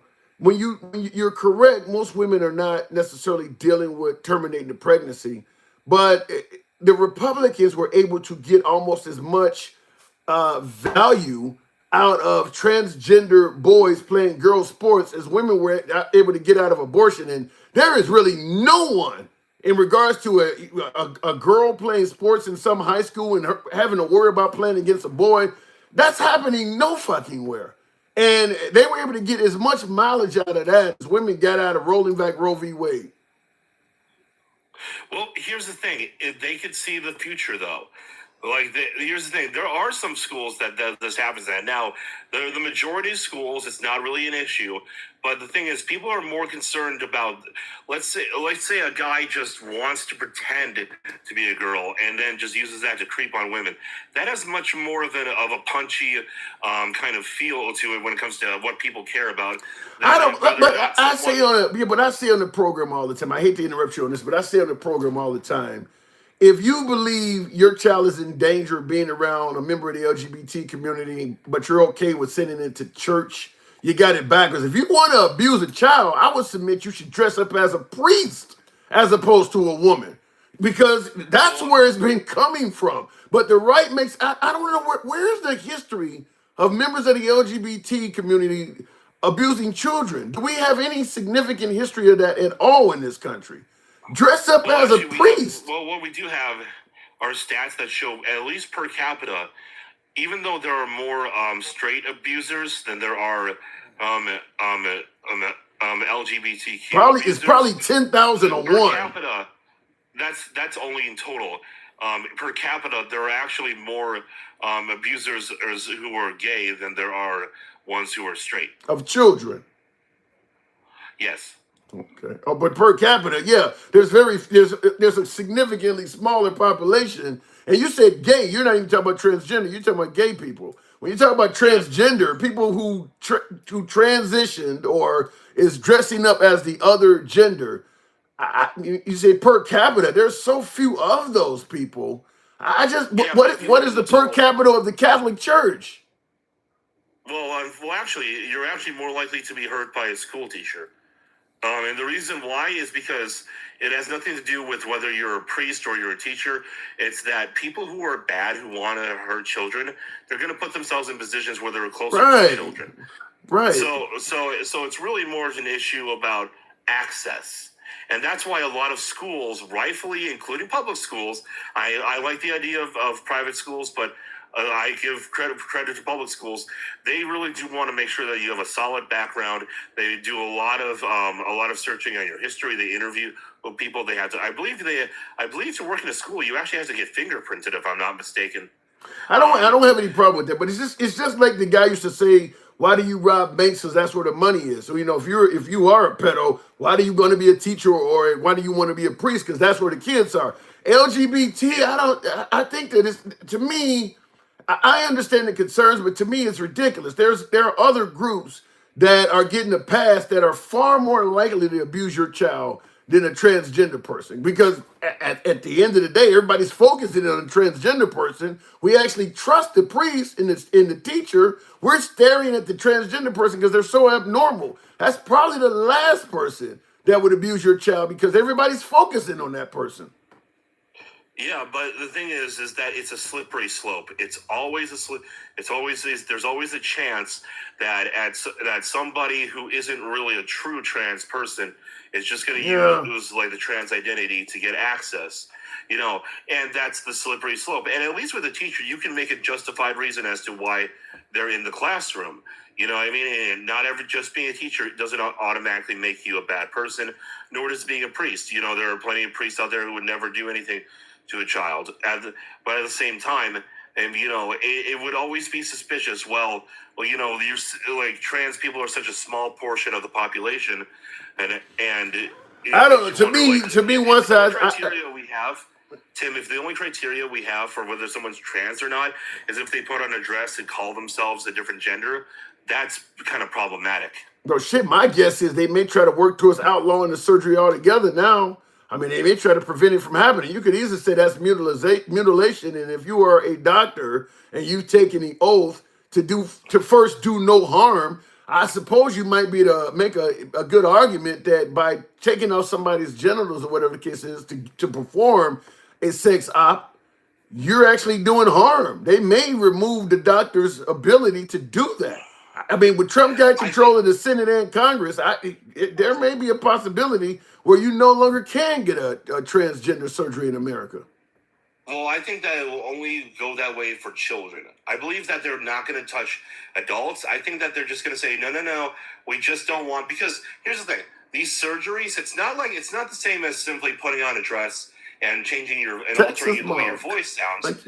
You know, the problem is that when you go through a surgery, it is so permanent. You know, a mastectomy, you know, like where they take off the breast tissue, that is not something you can ever get back.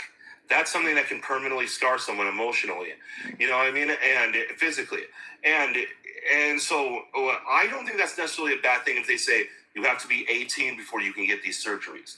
Just like how you should be 18 before you get It wouldn't surprise me if they, even with adults, it would not surprise me if somebody tried to issue a bill that suggested that doctor is violating the Hippocratic oath to first do no harm by chopping off genitals and tried to have it so that even an adult can't get it. It would not. I don't think anybody on the right would stand up and say, no, it is wrong to prevent a doctor from giving somebody a transgender surgery. I think the right would applaud that like hell. So with as many or better yet, as much control as Trump has in terms of the Senate and likely Congress and on the right, I think he could get it done. I mean, he already stated that he's going to ask Congress to require that you go by the gender you are at birth on all your documents. So if you want to be transgender, you'll never be able to transition on your driver's license or your taxes. He basically is saying the government is not going to allow you to transition.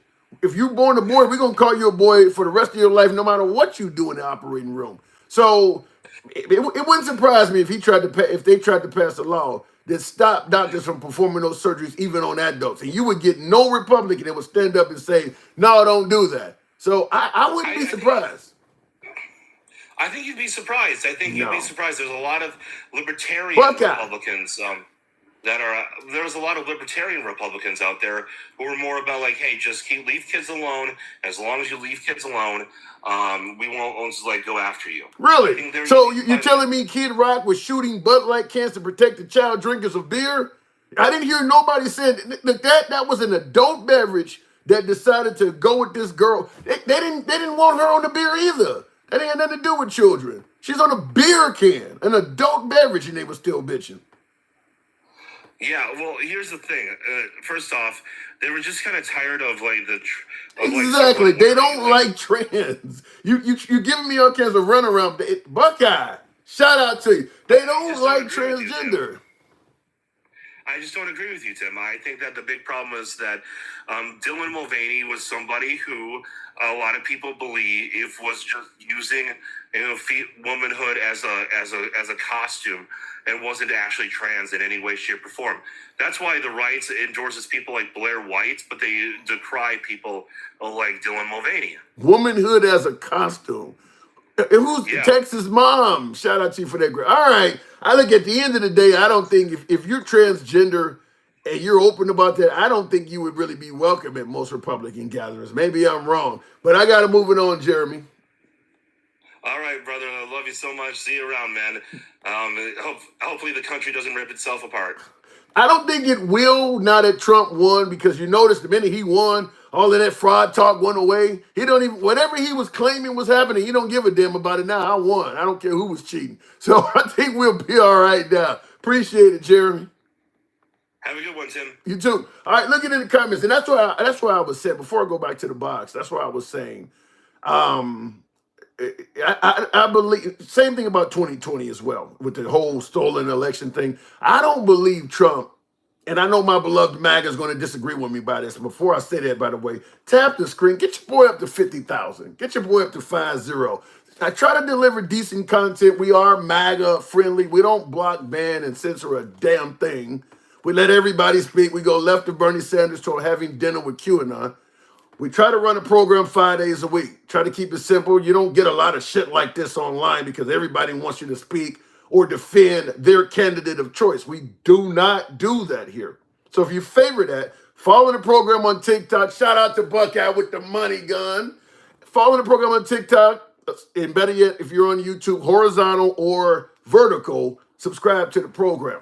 Before I go to the next call, I will say this. In 2020, right up to the election, Trump was claiming that Biden and the Democrats were cheating in North Carolina because he was losing North Carolina right up to the 2020 election. By the way, North Carolina looked like it was in play in this election.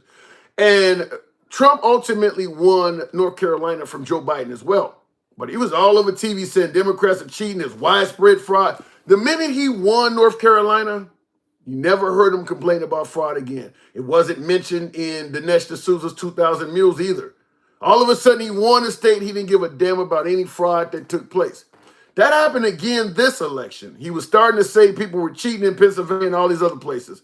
Now that he won, whoa, Texas mom, keeping your boy warm. Thank you. Thank you. Once he won the 2024 election the other day, you'll never hear about the fraud again. So in my humble opinion, based on what I'm seeing, he's not there to make sure the election is free and fair. He's there to win. If he wins, he don't give a damn who was cheating. Because keep in mind, if you're going to say they were cheating in North Carolina and then you won the state, how do we know you didn't win by fraud? At the end of the day, you're the one that said it was fraud in the state. He don't seem to care once he wins. Let me go back to the box.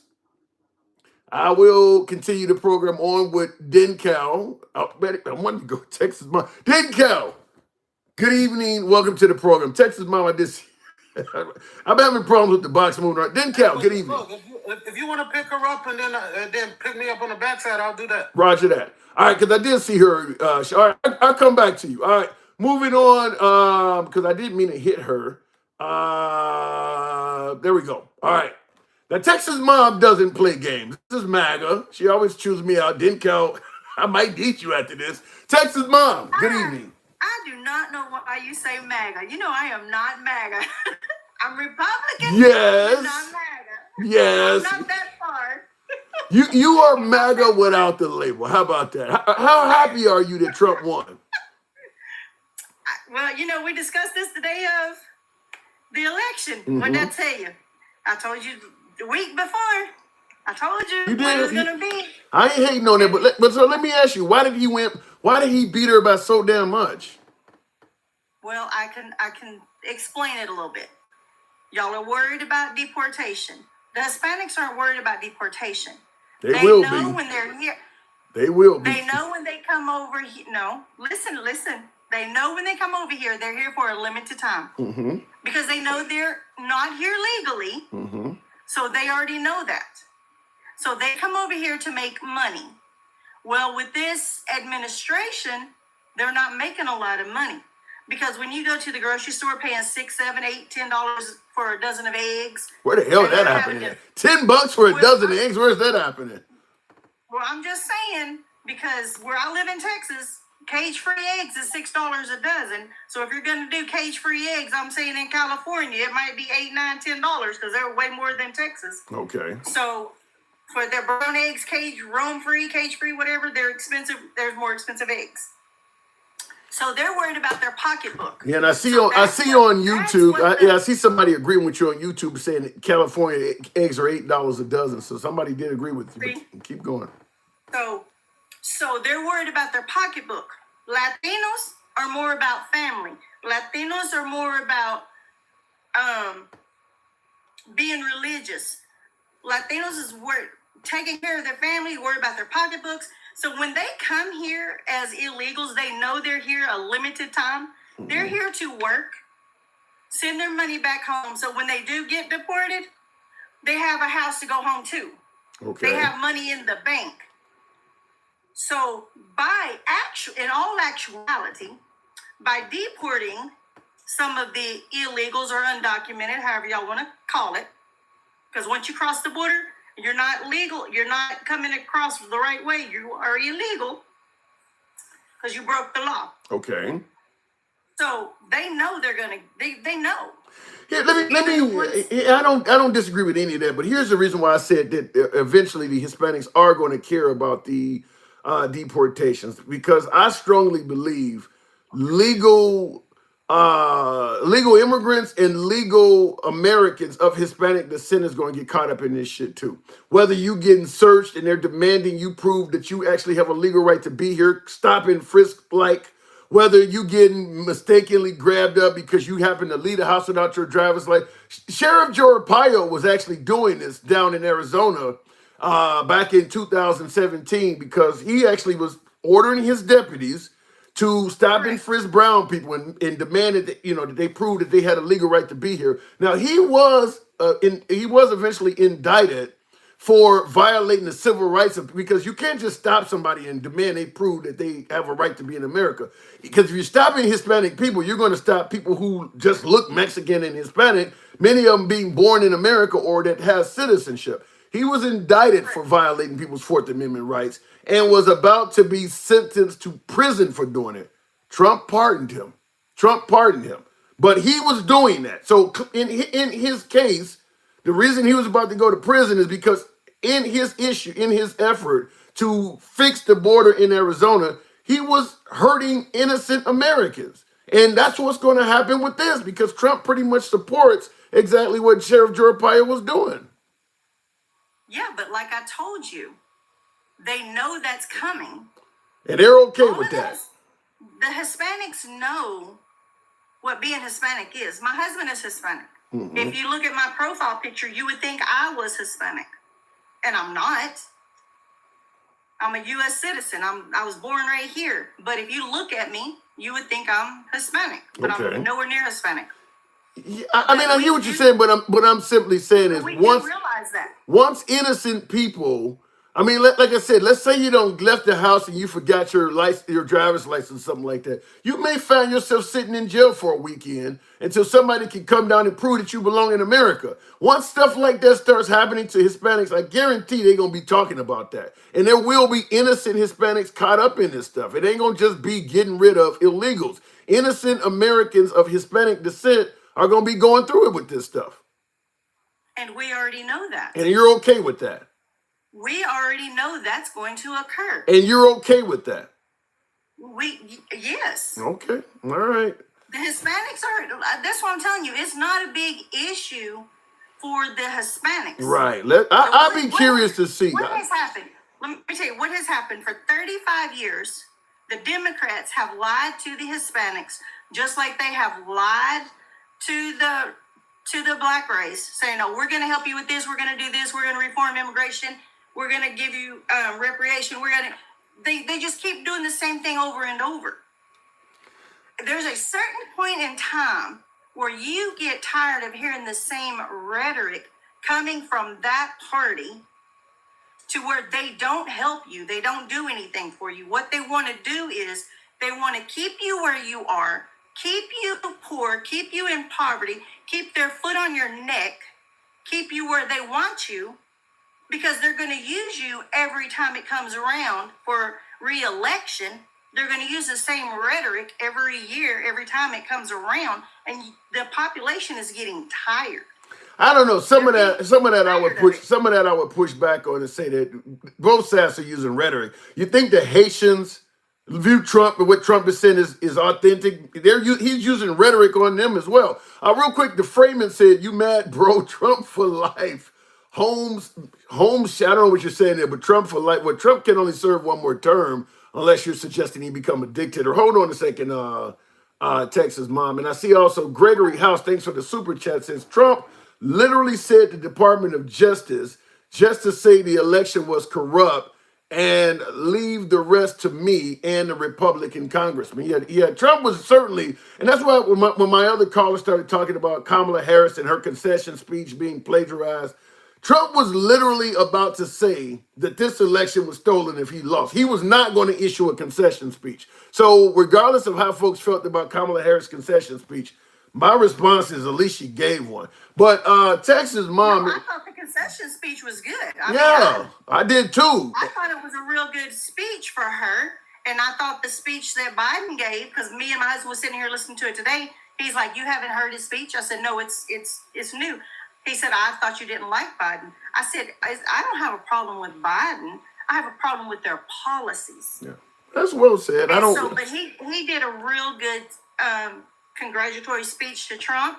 And I mean, it was really nice. I felt like it was more heartfelt than it had been in the past. And I'll give him credit for that. And Kamala, this is the whole Michelle, when they go low, you go high. I mean, both of those folks gave Trump a call, gave Trump a concession speech. Biden has invited them to the White House. This is the guy that treated them like shit when they won. I mean, just as trash. We always talk about Trump. You know, everybody said things about him and they didn't give him a chance from day one. He treated them like shit. He didn't give them a chance from day one. He treated them like shit when they won. So I do give them credit, at least from that standpoint. You might not like their policies. You may think they're the wrong vision for America. But the professionalism that they did once Trump won compared to the professionalism or the lack of it, the way he treated them when they won, I mean, he really treated them bad when they won. Correct. But you do realize that the speech that Kamala gave was piggybacked off the speech that Hillary gave. I hear you. But like I said, the fact is she tried to give something, though. I mean, he didn't even give a concession speech. Still ain't gave one. And I think we feel confident that had he lost on Tuesday, he wasn't going to get one again. Well, but that's Trump. I've been telling you this whole time, Tim. Now, this is why I say Trump has not changed since the 80s. Yeah. And that's been open book this whole time, and he's not changing. So when people see Trump, they see Trump. They see through his rhetoric. They see through his talking at the side of his neck. They know who Trump is. And that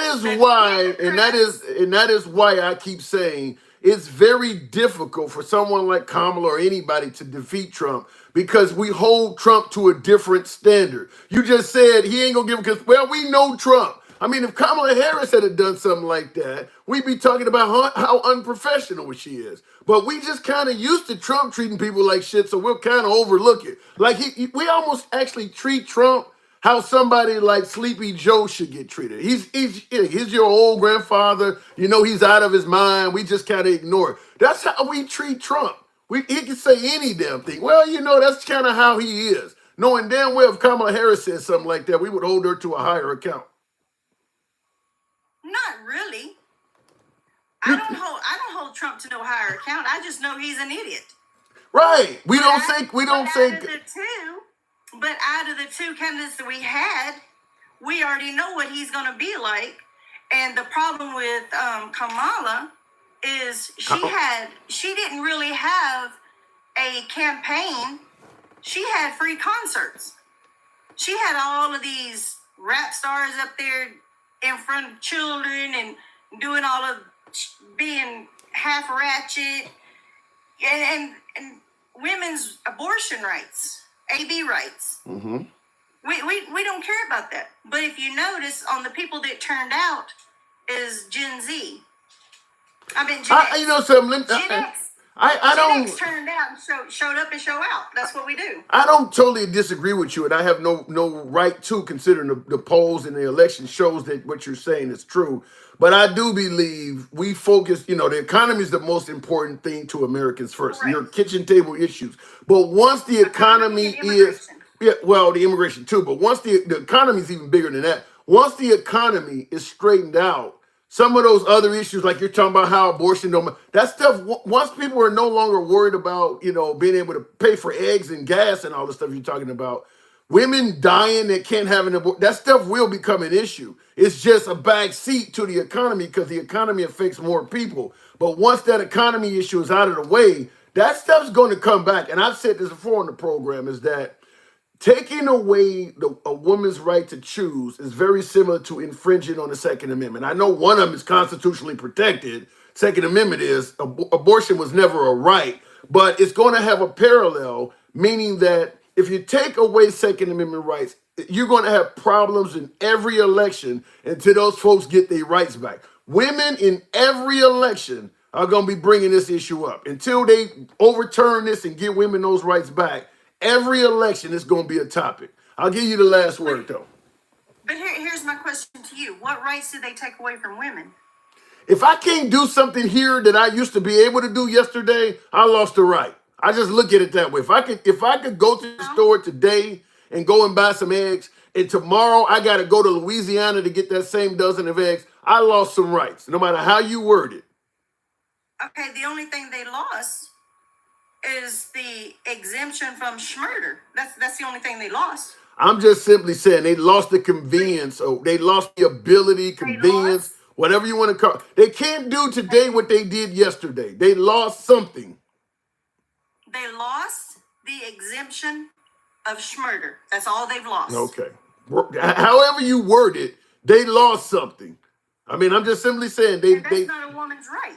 That's not a woman's right. Then they lost something that was not their right, but they lost something. Exactly. So if that's the case, then if the woman has the right to do an AB, where's the man's right if he doesn't want that AB done? I'm not trying to litigate whether they listen. I get your point on all this. We can disagree on it, but I'm not trying to litigate whether it's murder or whether it should be. I'm just simply saying they lost something. Because the right is trying to say, well, you ain't lost nothing at all. No, they lost something. You're okay with them losing it, but they lost something. Call it whatever you want, but if I can do something today and I cannot do that same thing tomorrow, I have lost something. They just lost the reason to excuse it. But you're using the word lost in your sentence. That's all I'm saying. The word lost is in there. That's true. All right. But also, what did I tell you on the night of election about Trump and the alpha male? What's happening overseas? Yeah, he's the alpha male. Who put that? Jessica. I saw the hat mustache on Trump. Oh my God, that was funny. Go ahead, Texas Mom. Come on, Tim. I want to hear. I want to hear it twice. What did you say again? I said I want to hear it because I was right on the election and I was right on the overseas thing. I hate to give you credit for that because you said you believe in the hierarchy: God, man, woman, child. The white women agree with you.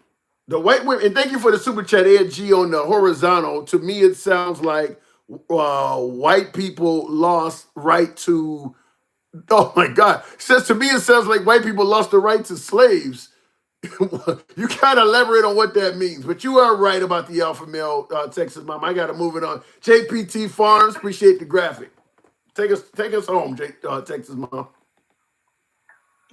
It's everybody has a right to vote the way they want to vote. It's whatever is important to you as an individual. No one should have the right to change your vote. That's the reason why back in the 80s and the 90s, we never talked about politics and we never had issues. Thank God we can.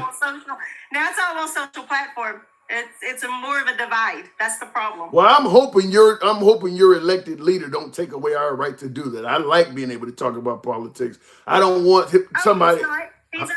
He's already said he's not canceling TikTok. Thank God.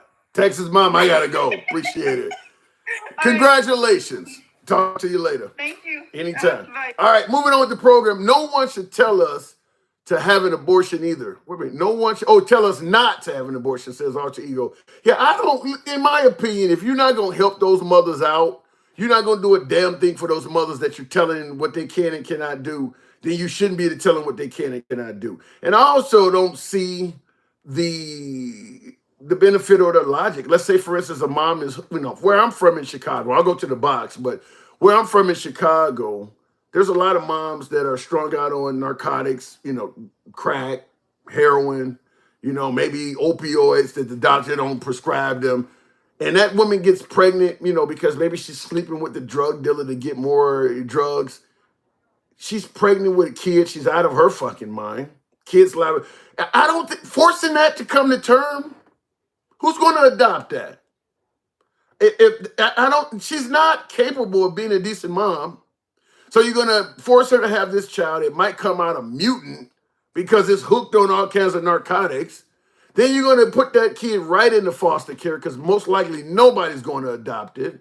And it's probably going to remain in foster care until it's old enough to reach the age of emancipation, assuming it doesn't have permanent damage from the drugs it was born connected to. I don't see why that was forced to come to fruition.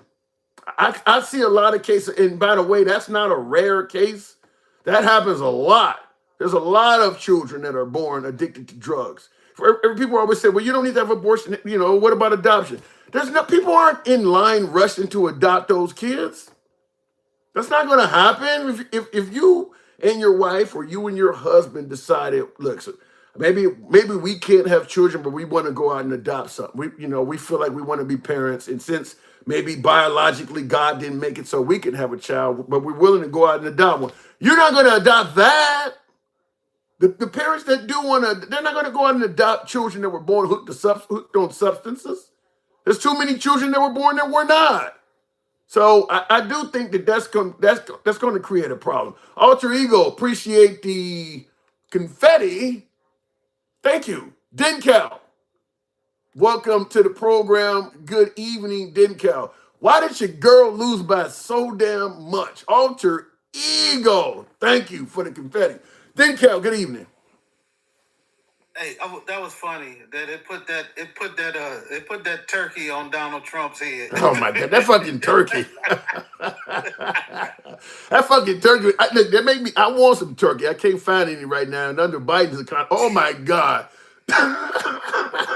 it almost looks like the woman's hijab or whatever they wear in Muslim countries. I almost look like one of those damn things.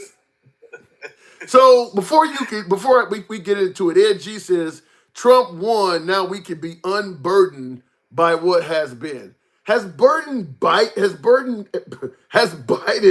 burdened us that much that somebody would say we can be unburdened by what has been? Well, I don't know. Look, I don't include Biden in any of this. I mean, shit, Biden's the king of it. Really?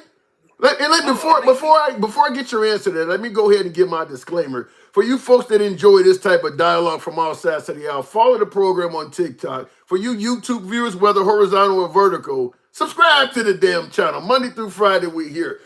Biden, what were you saying about Biden? Because I think he's at the top of the heap, but I think he's kind of responsible for all of this liberal suffering.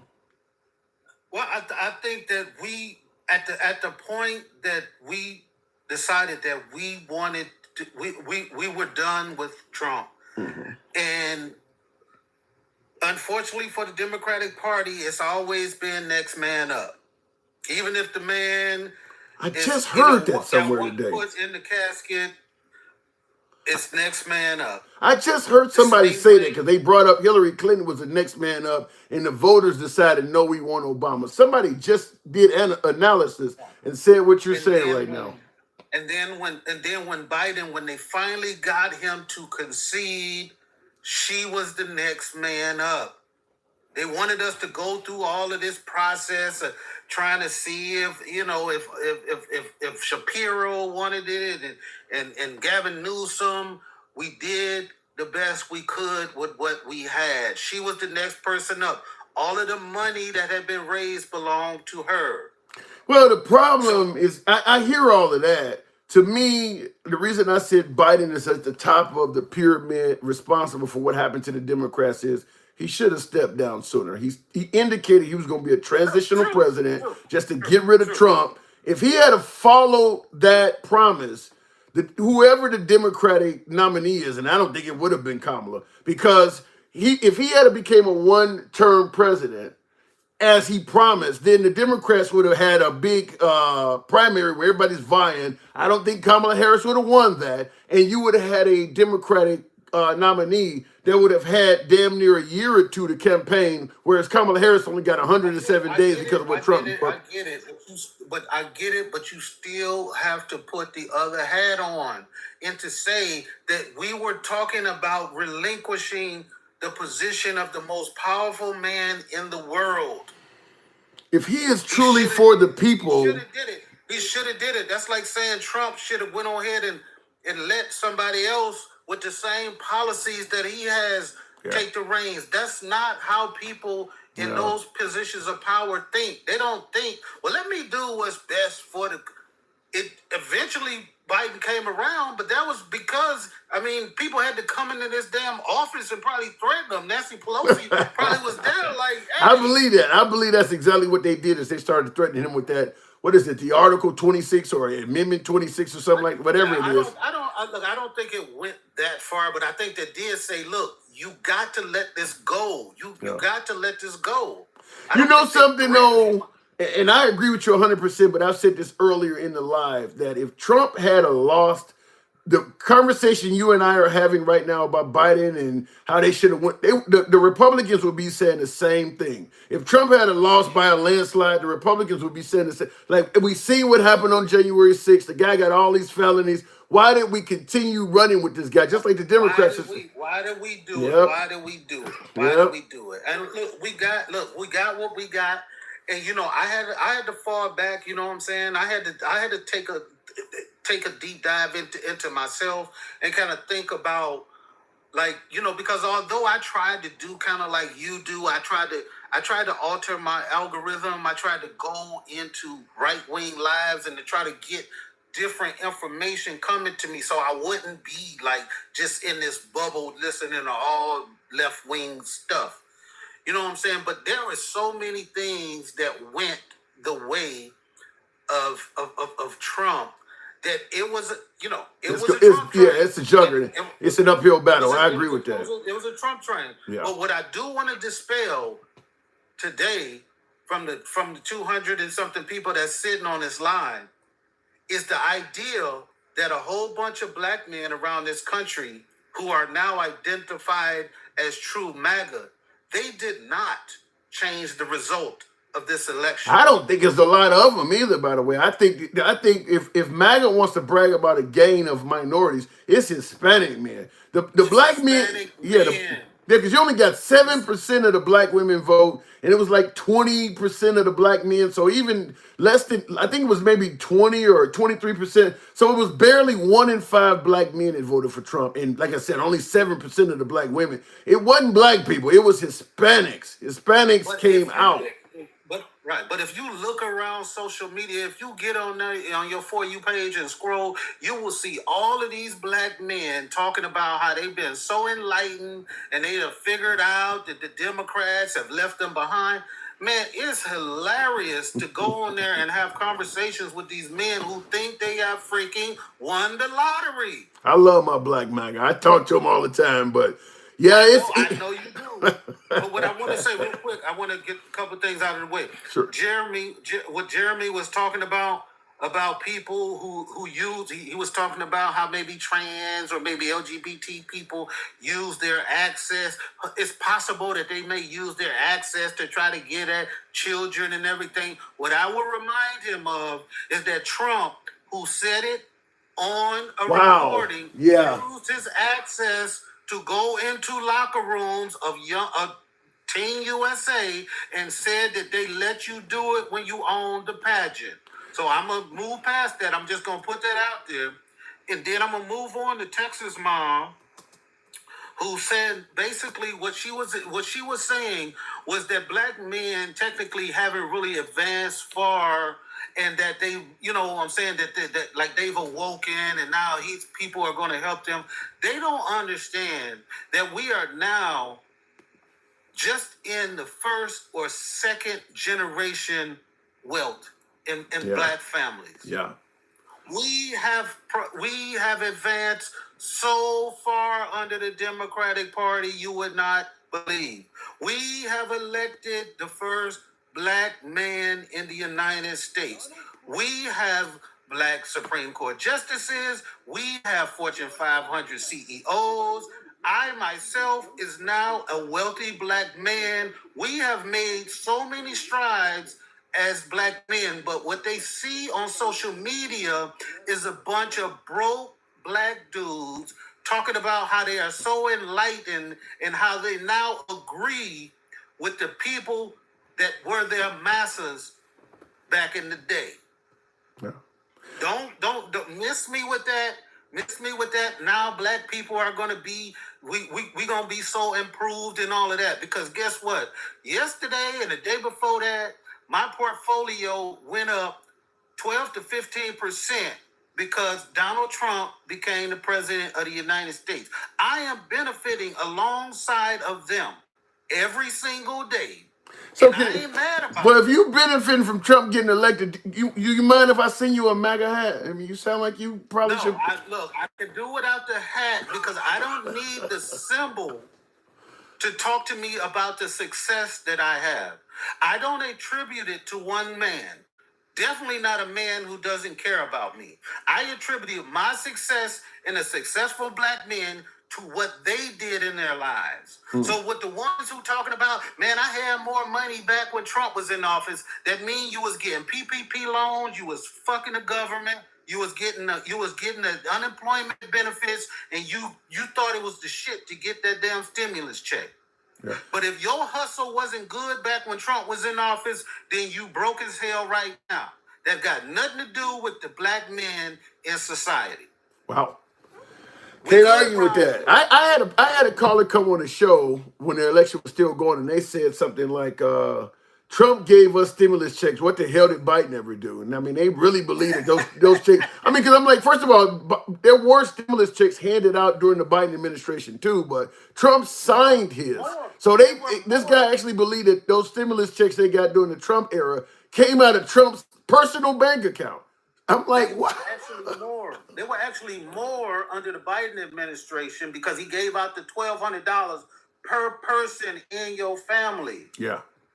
And although I made too much money and I didn't get a chance to really enjoy that shit, I understood what it was for. It was to bring us out of a difficult situation. And yes, I can admit that maybe Biden did put too much money out there for the average citizens, and at the end of the day, they dumbasses didn't want to go back to work after they got that damn money. Hey, as Luther Vandross would say, never too much. I disagree with that. Man, them folks at the end of that money, when they still had some of that money, they didn't want to go back to work. They would rather stay on unemployment than to go back to work because their ass was getting $400 a week when they was working. Then when they went on that unemployment during COVID, they was getting $900 a week. And their ass didn't want to go back to work. And they demanded. I'm glad, though. Let me tell you something. I am so glad. This is the spiel I give on this. That when COVID hit and everything had to shut down, you had the likes of Trump, and I think Nancy Pelosi was working with, because Congress is the one that had to approve giving out that money. So Trump is working with Nancy Pelosi one of the rare times. And I believe both of them being rich as fuck, they're thinking, look, we just got to keep Americans on their feet. So why don't we just throw them a bone? And they came up with this $600 number, thinking that they're just giving people a bone so that they can keep, people could just keep afloat. They could buy a few essentials. Because they're so rich, people like Trump and Nancy Pelosi, they didn't realize that $600 you giving them that you think is just a bone, that's more than they fucking make. I mean, so it was on top of the 300 that they already was, with the max back then. Right. And so what ended up happening is, like what you're illustrating, is that $600 being more than what a lot of Americans was actually making became an incentive to just stay home. And thank God it happened because that kept people at home. The only way to get people back to work was to raise salaries. And as a result, since the COVID pandemic hit, Americans on average, particularly in liberal cities, they make more money now than they did under the Trump. We can talk about the economy, but the actual pay, many states came up with a minimum wage increase and everything that hadn't happened for quite a while. So people actually got more money because of that whole stimulus check keeping people home. So to me, that's a net benefit, at least for the bottom half of society. And I look, I can agree with you, but what the problem is that the average American citizen looked at that situation totally different. I don't care how they looked at it. At the end of the day, if you got more people making money, I'm good with it. Remember what happened when Barack Obama, when he inherited the Great Recession, and he did the same thing. He sent out the stimulus money. He created the cars for clunkers. He created the $8,000 for first-time home buyers. The same stuff Kamala was talking about to get people money where they at, to get first, if you have a child, you get a $6,000 credit. That's why they were calling him a socialist. The right wasn't for none of it. This is what I'm telling you when I say the right who's bragging about we don't want to send money overseas, we want to help Americans. They wasn't for none of that shit. And everything you're talking about was going to help out Americans. No, they were for the shit because we've done the same thing every time we have a financial crisis. Our solution is to throw money at it. Every president has done the same thing. We throw money at it. But the problem with Obama is the reason why it took so long for us to rebound is because they said that he did not give enough stimulus. So when Joe Biden was in that same situation, guess what he did? He overdid it. He gave out too much money to the people, which caused inflation. And we can all look at that and understand what happened. We understand that if you get a black man on this live or on any live who says that they have more money under Trump than they did under Biden, they are not talking from a realistic perspective. That shit is all in their mind. Because if I remember, I was there when Trump was in office. I remember that they was talking about caravans and and people coming. I remember that the 25 or 30 people that used to work for me at the VA when I was running that hospital. I remember them talking about they didn't make enough money and everybody was broke and shit. This revisionist history to be going back. Yes, food was cheaper back then. Rent was cheaper back then. That does not correlate to who's the president. It's the circumstances of the country. Well, and I don't totally disagree with that, but I will say what I always say: perception is reality, and if a person perceives it, if they think it, they're going to vote based on how they feel. I got to move it on, but I'm not disagreeing with you, but perception is reality. Well, let me just say, look, I wholeheartly, I understand your position. But I just disagree because we're talking about how people feel as opposed to the reality of the world that we live in. People vote based on feelings. What I will say is that now I am now on board fully with the Trump with his whole situation. I am down with the deportations. I want them to start immediately. I want them to get rid of the dreamers. I want them to impose tariffs across the world. You're just trying to be sarcastic. No, I'm not. Yes, you are. I am succumbing to what is the reality of our country. You said if they believe it, then it is so. So therefore, I am going to sit back and I am going to watch him. All of the things that he said he was going to do. No tax on tips. No tax on social That ain't going to happen. Do you want the police immunity too? Police immunity too, because the area I live in, I'm good. So look, I want them to do that because remember when black people, when our mothers and our fathers was cool with the 95 crime bill because they said crime was out of control. It's not in the law, it's the implementation. So when these cops and ICE get the green light to stop and frisk and go into these Latino neighborhoods, I want them to go in there full board because guess what? They're not concentrating on black people no more. Oh my we can God. sit back. Oh my God. All right, I got to move on. You do realize a lot of blacks live with it. I might even roll into one of their neighborhoods and start pointing them out. I think that guy is illegal. Get the fuck out of here. Cal, appreciate you coming through. Thank you. Let's do it. And by the way, I actually saved a video in regards to what he's saying, because I do make some long form videos on YouTube. There's a black girl on YouTube that is pissed about, Trump winning and things like that. And she made a video saying exactly what my last caller just stated. And I've been meaning to use that as a clip. Yeah, a lot of people, because at the end of the day, it's kind of, you made all of these hardcore promises. Go ahead and do it. Kind of, in my opinion, trying to hope that he fucks up his administration, because that stuff will be chaotic. If he starts the largest deportation in history, if he actually does place these huge 1,000% tariffs like he promised, if he does eliminate taxes on tips, if he does bring back stop and frisk, it's just going to create a chaotic America. And I think some folks want, and listen, you won, so let's, because Trump has won by such a large margin that, in my opinion, if he does some of those things he's promising, it will make the country realize maybe we went too far to the right and we need to go back to the center and maybe even a little bit left, because some of that stuff is going to cause some serious chaos. Like when my last caller talking about going into Hispanic houses and dragging people out, and Frank style, it will cause that. And some of Trump's detractors wanted to go ahead and do some of that shit you're talking about, because some of that stuff is pretty far to the right, pretty wild. Anyway, look at in the comments. The Roaches voted for the raid. Damn, Furback. Damn, he said that's prophetic. That is poetry. He says the Roaches voted for the raid. Now, I'm assuming some folks don't want to be called roaches, but I certainly get the comparison. That's strong stuff there.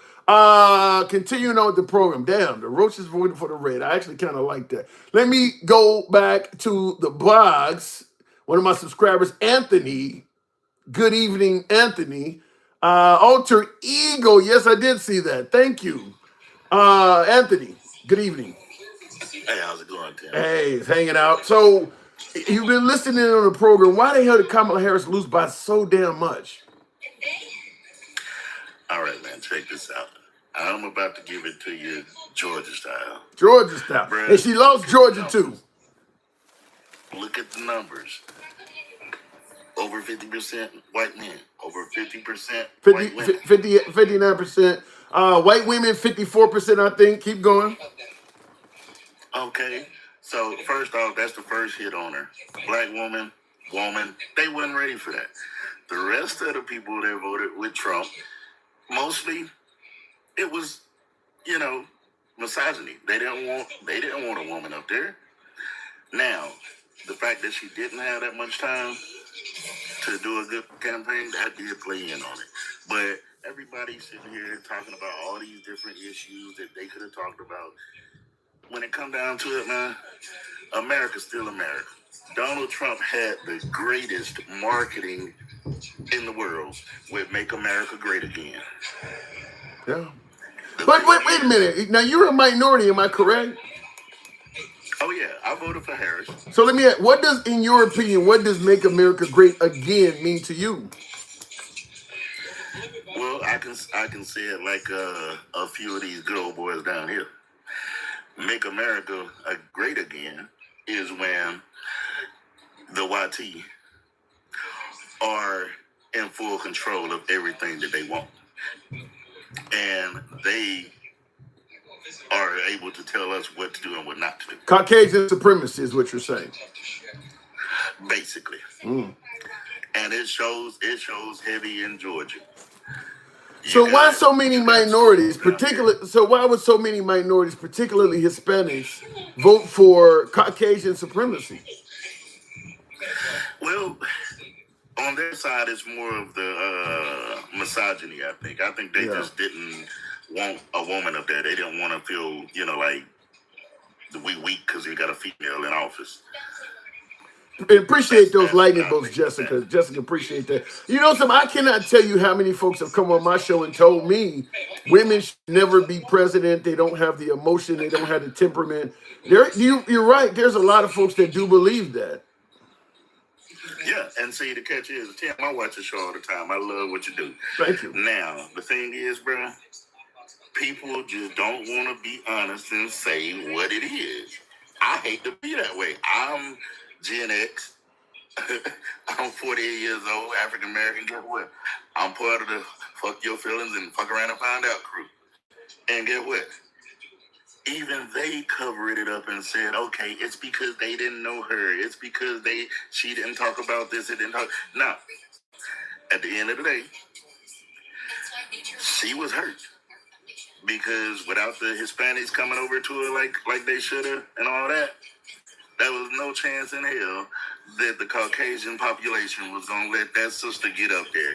Listen to some of these other lives and look at a lot of the stuff these people are saying, man. They call it, the first thing they do is... But wait a minute.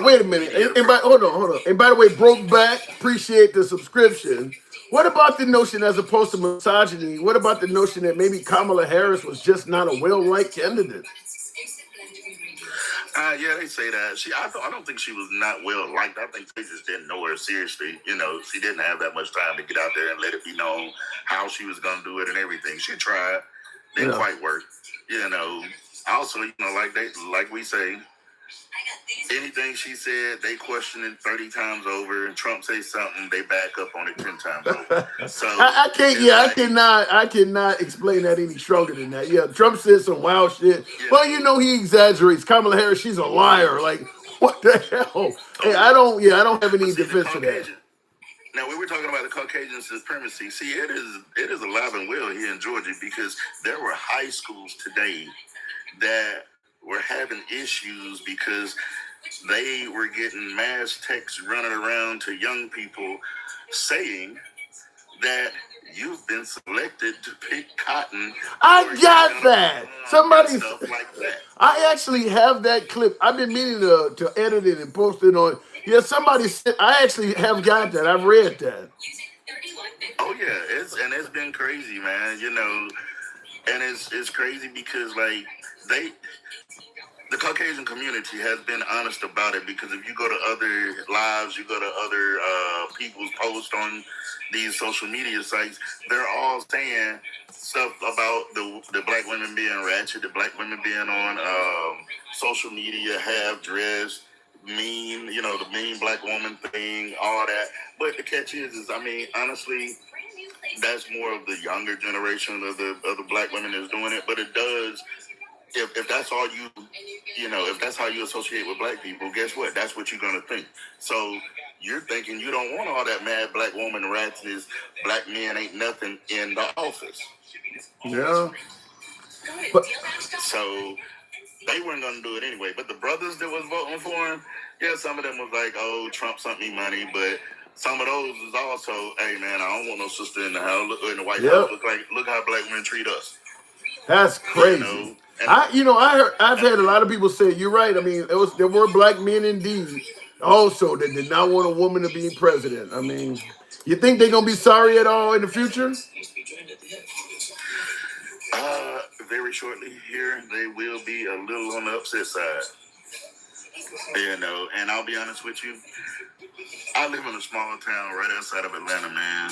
And I promise you, yesterday, I understood the, police presence during the election and everything. I definitely understood the police protection and them being any and everywhere they could hide. But today, oh, bruh, our drug task force has been riding around and they just smiling and cheesing because they just feel like here shortly, Trump's gonna talk to the Senate and say, hey, can you guys put me a bill together where I can legally put stop and frisk and get these police immunity so we can get rid of all this BS. And they're gonna do it. And if they do get the House, guess what? Ain't nobody there to stop them. If it goes, the Democrats can sue and go to the Supreme Court. Guess what? He owned that too. So hey, that's going in effect. And I've been telling people this the whole time.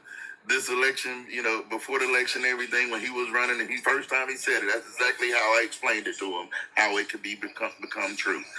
Hate to say I was right, but damn, they did get They did get the House. I mean, they did get the Senate real quick. You depressing the hell out of me. Working on the House. Yeah, you depressing the hell out of me with that. But I do believe that is a possibility.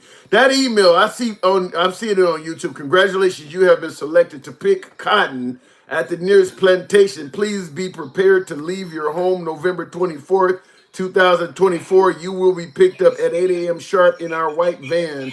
It says something about you'll have to sit with Group C, and it goes on to say something. I mean, I don't know. I mean, that's a horror. Obviously, it's a joke, but just to send that out. Yeah, it's a joke.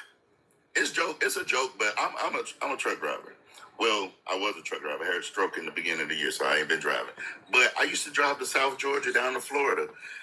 Tim, do you understand there is a shitload of cotton fields in South Georgia? Yeah. You know, Tifton is a county that promotes their cotton. So it's like, dude, you hear that, and if you've driven down I-75, headed down towards Valdosta, you see all that cotton out there, bruh. Do you think? But let me ask you this. I do got to move it on. But let me just ask you sincerely: do you believe minorities under Trump are going to go back to maybe a darker era in history? I wouldn't say a darker era in history, but I will say that you'll see the people that are feeling emboldened by the Caucasian supremacy and the way that the president-elect talks about minorities. You'll see them becoming emboldened and jumping out here and really saying what they feel and everything like that. As far as like I told my son today, as far as how we'll be treated as a whole, it's still keep your head down, work hard, save your money. That way you can own what you buy. Well said. I hope you're right. I hope that it only ends with language and no actual legislation. Anthony, thank you for your support. Appreciate you coming through. All right, brother. Anytime. All right, looking in the comments, I do want to respond to a few super chats that have come in. Ed G says, we went too far left. America had enough red wave. And that is, listen, that is what it appears, is that many Americans have seen, at least under the Biden administration in particular, that the country was starting to go too far to the left, and they are voting in Trump to rein it in. If he actually does what he is saying he's going to do, with a 6-3, soon likely to be 7-2 majority on the Supreme Court, you could easily have that conversation in reverse in probably 10 years or less, that America has gone too far to the right. I mean, you got folks out there proposing legislation that women who terminate a pregnancy should be, up for the death penalty. I'm not saying Trump's going to do that, but Trump has said he's going to give it to the states and let them decide. Well, some state legislators are trying to do some of that stuff. So it would not surprise me is if in a few years, like what Ed said, we've went too far to the left. You have folks saying that, since Trump has been around, the country has went too far right. By the way, I don't know if any of you heard this before I continue with the program. There are, I think via Steve Bannon, and I can't think of the other guy's name. I can't think of his name right now. But they're making jokes. I'm gonna say jokes. I'm gonna be kind with this. But they are indicating that Project 2025 was not a joke, that it actually is real. You got Steve Bannon on social media saying it. Now, I'm going to assume, because folks say, well, Trump ain't for Project 2025 or whatever, but Stephen Miller, yeah, they actually are on video saying, indicating that, no, this actually is real. We lied to you guys. So my take is, let's see who Trump puts on his administration, because Project 2025 has several authors. If those authors of Project 2025 out of the Heritage Foundation, if all of them folks start getting jobs on Trump's administration, it's real. It's real. That would be the best way to know. If those people start getting hired, the ones that wrote Project 2025, that's your best example of it being valid. Ed G says Hispanics come from failed far left governing countries, and they are way more religious than Americans. Hard to win their vote, being anti-God and far. So you said Hispanics come from far left. No, you mean far right. Very religious. That's a far right tenet. That's not a tenet of the far left. That's a tenet of the far right. Far right countries tend to be very religious. They don't tend to believe in women's equality. They're not big on minority communities. And I'm talking about Middle East, wherever. If you're in the far right country, that generally is the method of operation. That most far right countries are very religious. They're not favorable to minority populations, whatever represents the minority population in their country. And they, like I said, they're very religious and they don't believe in women's equality. Far right countries don't. We always talk about Nancy Pelosi and Elizabeth Warren and Bernie and the far left. We don't talk about the far right much in this, but it does exist. We do have far right as well. Real quick in the comments, I want to respond to another super chat. Imagine thinking getting rid of cheap labor will bring down inflation. Laughing my ass off. That's a good point. That's the whole they do jobs no Americans want. What he's saying is if you get rid of cheap labor, that's going to increase inflation. Because if you got to pay the workers a legitimate salary, well, the price of goods and services is going to go up to match. That actually makes sense to me, and a lot of economists are saying the same thing, that if you start a mass deportation, it's going to have an effect, particularly on fruits and, maybe the cost of a hotel room. Everywhere where they work at, you're going to see an increase in price. Trey Bay, thank you for the super chat. I'm a brother. Says, I'm a brother. So as in a black man, I'm a brother. What the fuck is wrong with our people? He says WTF. But said she wasn't authentic with all the flip-flopping, and it's okay to flip-flop. You gotta show that you're authentic about what you're saying. She couldn't sit through a 30-minute interview. When she did do interviews, she basically filibustered them. All she did was answer, memorize scripts. You know what I mean when I say filibuster? Just talking shit. Yeah, just talking shit. What she did was she said her script, so you can still edit out what she said and make videos out of it. You saw how SNL, everything she was saying, her the fake one was saying, they highlighted it and recorded it, even though it had nothing to do with the question being answered. She's had those tricks since she was a senator. I saw her do that when she was a senator. I saw her do that when she was debating Biden. A lot of her answers never made sense when it came to the question that was being asked.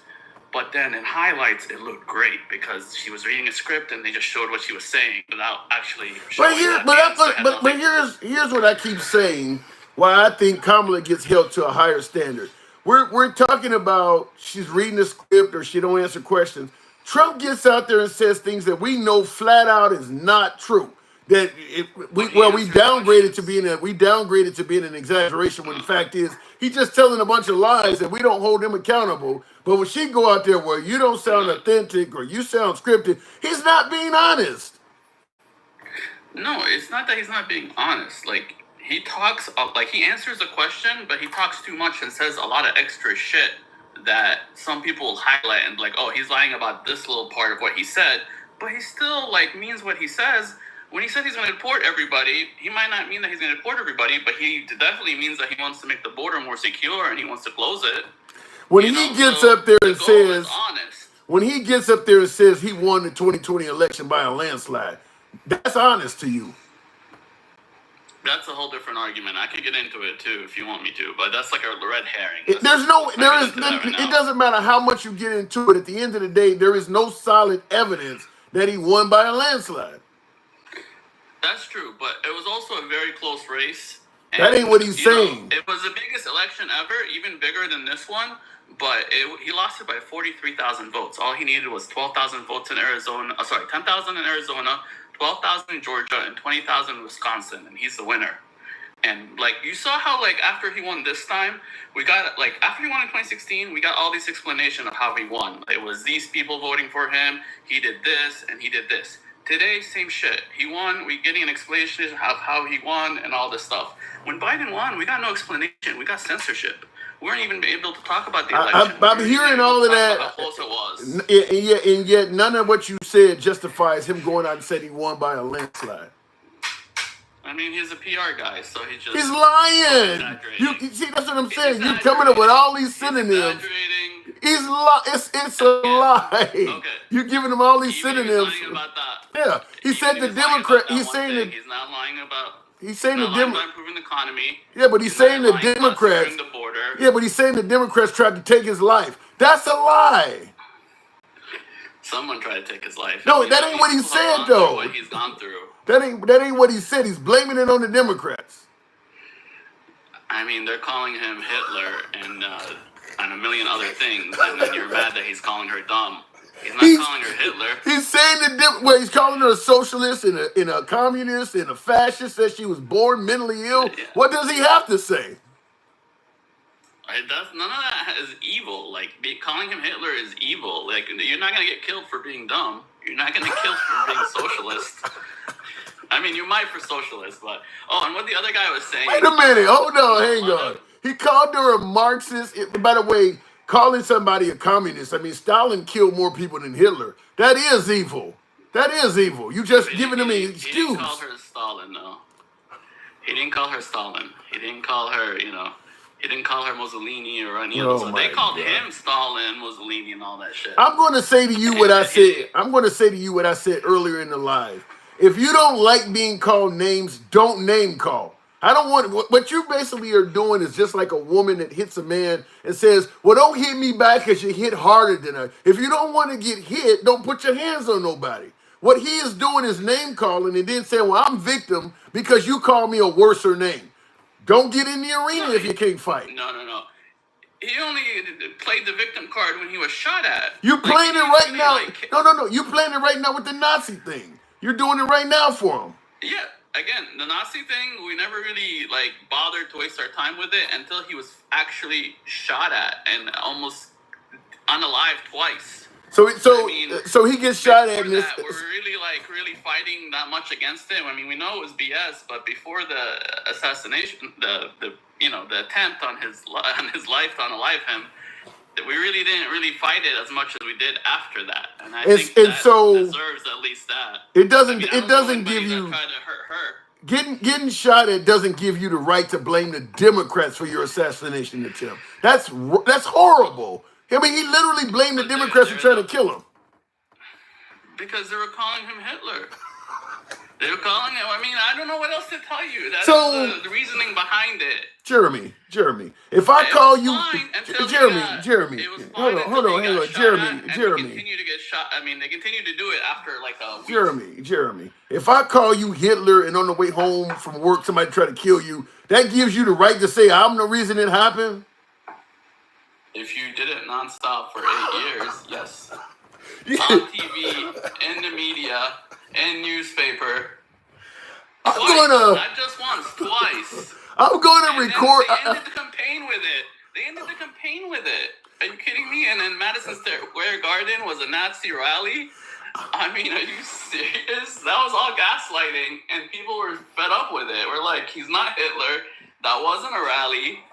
All this is just BS, and it stopped working. You can only I can actually hear you laughing while you saying this shit. You realize it's a relief. I had to hold back before because, the gaslighting was so strong. But at this point, the people have proven that the gaslighting stopped working. So now I can say it's gaslighting because it stopped working. Well, let me ask you this because this is a legitimate point. Charles Vaughn made a good point in the comments. You do realize J.D. Vance said that Trump is like Hitler. Should we blame him? Yeah, that was at the beginning, before we had 4 years of him, before we got to know him. So maybe J.D. Vance is the reason it happened. So maybe J.D. Vance is the reason it happened. Again, that was at the beginning. I said it was 8 years of it. If you're year one doing it, we could forgive you. But a year, at the end of the last week of her campaign, that's all she did was call him Hitler for 2 weeks. Oh my God! And saying that the Democrats she ended her campaign after the rally and all that. That's all she did was call him Hitler the last week of her campaign. She didn't talk about how she's going to fix the economy. She didn't talk about anything else. She called him fascist and Hitler the last week of the campaign. I mean, am I wrong about that? Is that just the Fox News highlights? I'm just going. Yeah, you're wrong about a lot of this. In my opinion, I don't believe that somebody calling you an awful name gives you justification to blame them for somebody trying to put a hit on your life. I mean, because Trump has called people awful names as well, And yeah, I mean, Trump has called a lot of people awful names, and we call the people snowflakes for even being complaining about it. So yeah, I totally disagree with you on Those this. people weren't about to become president, and they're not about to run the free world. What the hell does that mean? Well, again, you can call something Hitler all day, but if Hitler doesn't come to power, who cares? But he's about to be the president, so you're trying to stop Hitler from becoming the president. It's different than calling some random anybody else Hitler, because you're not worried about that becoming president and doing what Hitler did. That's the difference. Like, people are worried that he's going to do what Hitler did now that he's president. That's the message that you're sending. So you have to stop Hitler from becoming president. I'm going to record what you said and send it to you so you'll have something to laugh at when you're feeling down. I'm listening to the stuff you said, man. At the end of the day, like I said, I'm going to... behind it. I could call you Hitler, but who cares? You're not going to go out and they don't unalive anybody or do anything crazy. But he's going to be president. And if he's Hitler and he's becoming president... You don't think? All right, okay. Let's stop. Yeah, they playing games with our lives, so let's stop using the H word. Yeah, I don't want to get in trouble. Yeah, TikTok. Way too much. Yeah, TikTok. I don't like to block, ban, or censor anybody, but TikTok is restricting it because we're using the H word. I got to move it on, MAGA. Yeah, but congratulations on your victory, man. Yeah, thanks. I still have the whole list. I'll message it to you. The whole list of why she lost. And we'll talk. Like really long. I'll run through it when I talk to you next time. Send it to me. Thank you. It'll be in your messages. All right. Appreciate it. All right, moving on to the program. I do want to address a couple of super chats. In MAGA Reacts, I always enjoy talking to him. Your prediction about the Supreme Court becomes real. My prediction about the Supreme Court is that Trump will replace between 2 and 4 Supreme Court justices. Now, we know already he's responsible for 3 of the 9 on the Supreme Court are his now. I believe by the time he's done, you'll have between 5 and 7 of those 9 justices will be personally appointed by Trump. Now, 3 of them are already on there. And Clarence Thomas is 75. I say this all the time. Clarence Thomas is 75. And I think Justice Alito is 74. The guy with the upside down flag in front of his house that he claims his wife put up. And he's showing up to the crib every day and don't realize the whole American flag is upside down. But anyway, at both houses, by the way, even at his vacation home. I didn't know that. But Clarence Thomas, we know he liked gifts. And we know Alito is also favorable to Trump. So I think that it'll be pretty easy to get both of them for the sake of the Republican Party to step down. Let me appoint somebody that's about 25 years younger. You guys can retire. We'll give Justice Thomas, a few parting gifts. We know you like these. And they'll step down. So that'll give Trump 2 more appointees, meaning that he's personally responsible for 5 Supreme Court justices. And then there is Justice Roberts and Sotomayor. They're both 69.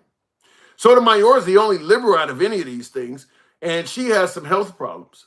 So he could potentially replace Roberts at 69, and if Sotomayor can't hold it out, she may have to step down too, which means if he get all of that, then he'll be responsible, one man, for 7 justices. One dude.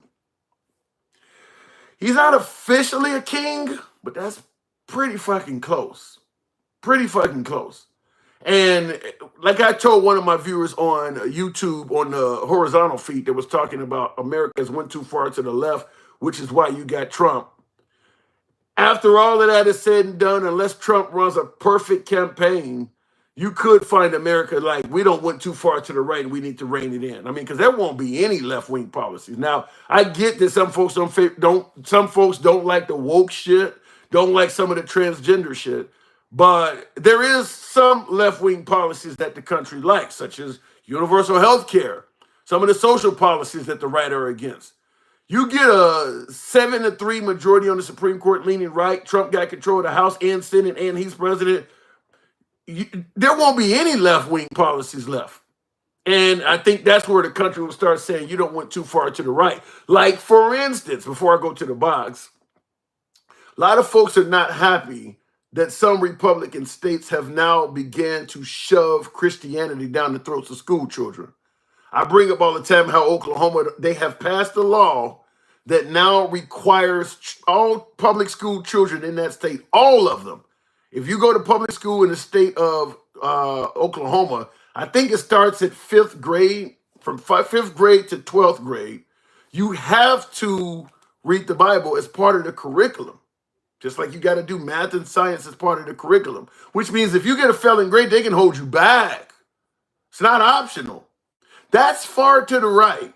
That's what I'm talking about. Now that we've gotten a Trump administration, because many folks are like, yeah, that's kind of bad. A lot of my Trump supporters, that's kind of bad, but the ACLU will get it thrown out. That ain't going to happen now. The administration is so far to the right, I don't feel confident that if they challenge Oklahoma, that's going to get thrown out anymore. That's what I'm saying. So after 4 years of Trump or whatever the case may be, you could end up having people say, well, the country has moved too far to the right, to the point where if you don't believe in Christianity, you don't have a choice. They're still making you read the damn Bible. That's religious oppression, in my opinion. Real quick, 'cause I think I've seen a meme that said that. If you're okay with Hindu and Muslim and Buddha children being forced to read the Bible, but you're not okay with Christians being forced to read the Quran and all, then that's not religious freedom. That's oppression. You want everybody to read your shit, but you don't want to be forced to read theirs. That's what they're doing. Looking in the comments, Mina Haran, thank you for the super chat. If he replaces justices, it will be conservative with conservative. Liberals aren't leaving. If liberals sick leave now, well, yes. If he replaces conservatives, it's gonna be with but. He's replacing them with very young conservatives. Like I said, Clarence Thomas and Alito was 75 and 74. We already got a 6-3 majority on the Supreme Court. And the first three he put in, Kavanaugh, Amy Coney Barrett, and whatever the other guy's name. I mean, they're all like, early 50s or whatever, late 40s. And now he comes up and does a couple more of them. It's a 6-3 majority, but it's going to be a 6-3 majority now for probably another 30 years. And like I said, if for some reason Sotomayor can't make it, now it's a 7-2 majority for 30 years. 7-2. So that's getting, like I said, that's getting further and further to the right. And by the way, Justice Roberts, I believe, was appointed by Bush. He's not as far to the right as some of the justices Trump is putting in there. So even though you're replacing conservative with conservative, you can replace a conservative with a far-right conservative. Just like if you got rid of Sotomayor, let's say, for instance, and put in somebody like AOC. You can get rid of a liberal and put in a progressive. So Trump is putting in people that are far to the right. Looking in the comments, and that's where you get stuff like death penalty for abortions and shit like that could come out of it. I'm not saying it will, but that is stuff the far right supports. Real quick, I do want to go back to the box. I'm going to ask you folks to tap the screen. Should have been up to around about 100,000, but some of you got some lazy thumbs in here on TikTok. Tap the screen, get the likes up. Let's at least make 75 happen. Smash that like button on YouTube, horizontal and YouTube vertical. We're on YouTube horizontal and vertical. I just want to make sure I didn't miss a super chat. I haven't looked it up, but I imagine you're not giving context to just what role the Bible plays in the curriculum. I don't care what role the Bible plays in the curriculum. You shouldn't be forced to read it. I mean, you don't want to be forced to read about transgender shit. Why should non-Christians be forced to read about Christianity? You don't need to know anything about the Bible to be a functioning adult. There's no reason why the Bible should be forced upon you as a school child. It is not necessary to have a well-rounded education that you know anything about the Bible at all. That's why. If Sotomayor is sick, she needs to leave now with Biden. That's a great point. That's what you were saying, Mina. Yeah, that is a great point. Don't do another Ruth Bader Ginsburg. I know she has some mental health issues, but I don't know how strong they are. But even still, regardless if they're strong or not, and the Democrats control the Senate, so they could, I agree with that. Sotomayor should step down now and let Biden replace her with somebody that's, put a 20-year-old in there, fuck it. I mean, because it's going to be pretty far to the right. I mean, I don't even think, you don't even put Kim Kardashian in there. She got a law degree. Let me go back to the box. She put somebody in there that's real young and very far to the left. Not that it's going to matter with that much of a pushback. Furback. Good evening. Welcome to the program. At this point, why not? Yeah. I mean, replace Sotomayor with somebody that's a lot younger to prevent it from ever becoming a 7-2 majority. I do think that would be a great idea, Mina. I agree with that 100%. Furback, good evening. What's up, my man? Yeah, and I can't believe I never thought about that myself. Get Sotomayor out of there. I can't believe I didn't come up with that. So what do you think though? Why did Kamala Harris lose so bad? Well, I think it's a combination of things. I think the 107 days, I think you got a great point there. I think that's it. And then, being tied to the Biden administration, I mean, I gave it to Trump. He pulled it out. I didn't think he would. Definitely blew it out the water. I didn't see that coming. But I think I started seeing the tea leaves the last time. I believe I talked to you. I was real surprised of us black men and I guess Hispanic men being oppressors. Like it wasn't really, in reality, it wasn't really black men. It was Hispanics that showed out. And to me, in my opinion, they probably got more to lose than us blacks. I think that with that, largest deportation in history, it's going to be a whole lot of innocent Hispanics caught up in that shit. They're married to them. They got kids by them. They live next to them. When they start snatching up, because I would say that there's a large portion of the Hispanic community, and I'm talking Americans, Hispanics that were born American, they might be of Mexican or Guatemalan descent or something like that. They know these people. They're friends with these people. They do business with these people. They're going to see a lot of folks they know and care and love getting yanked out of the country. Yeah, and I mean, I like I said, I'm not part of that community, so maybe I shouldn't understand it. But even the white teen woman, it's like they showed out for Trump too. But in Florida, it was pointed out to me that 60% would have got the AB, kind of going down there. But that's bullshit though. Because this was something they've been trying to do for the get-go. Trump said, look, I didn't ban abortion, I gave it to the states. All of these states are trying to prevent women from voting on it. And what Florida did to make it harder on women is that a simple majority, if more of you want abortion than not, that ain't good enough. You need 60% of them. So they got like 57% of the vote is in favor of giving a woman access. But because that ain't 60, they still don't have it. So literally the minority is ruling on that topic in Florida. But they tried to split the dog. They tried to get AB rights and vote for the orange man. And they got fucked both ways. You know what I mean? Oh, well. You roll the dice, sometimes you crap out. Yeah, trust me, I've lost a lot of money that way. But what's more intriguing to me is that, he lucked up. And I can see to your point that his last term, he didn't fuck up Obama's economy when everything was trending up. It's kind of the same situation. So I asked MAGA and the supporters, at what point do it becomes his economy when he becomes president? It's a great point. Can't be 8 months in. Can't be 10 months in. MAGA ain't going to hold Trump accountable. But I'll tell you one thing. The minute Trump get in there, give Trump 6 months and he'll be telling you this is the best economy in the world. Because right now, under Biden, right now as we speak, under Biden, most economic analysts, they are saying the economy in the U.S. is better than any other country on earth. Now, to get elected, Trump is saying that the economy is shit. But that same economy performing like it is right now, with the analysts saying it's the best in the world, once that same economy is under Trump, he's going to be saying it's the best economy in the world.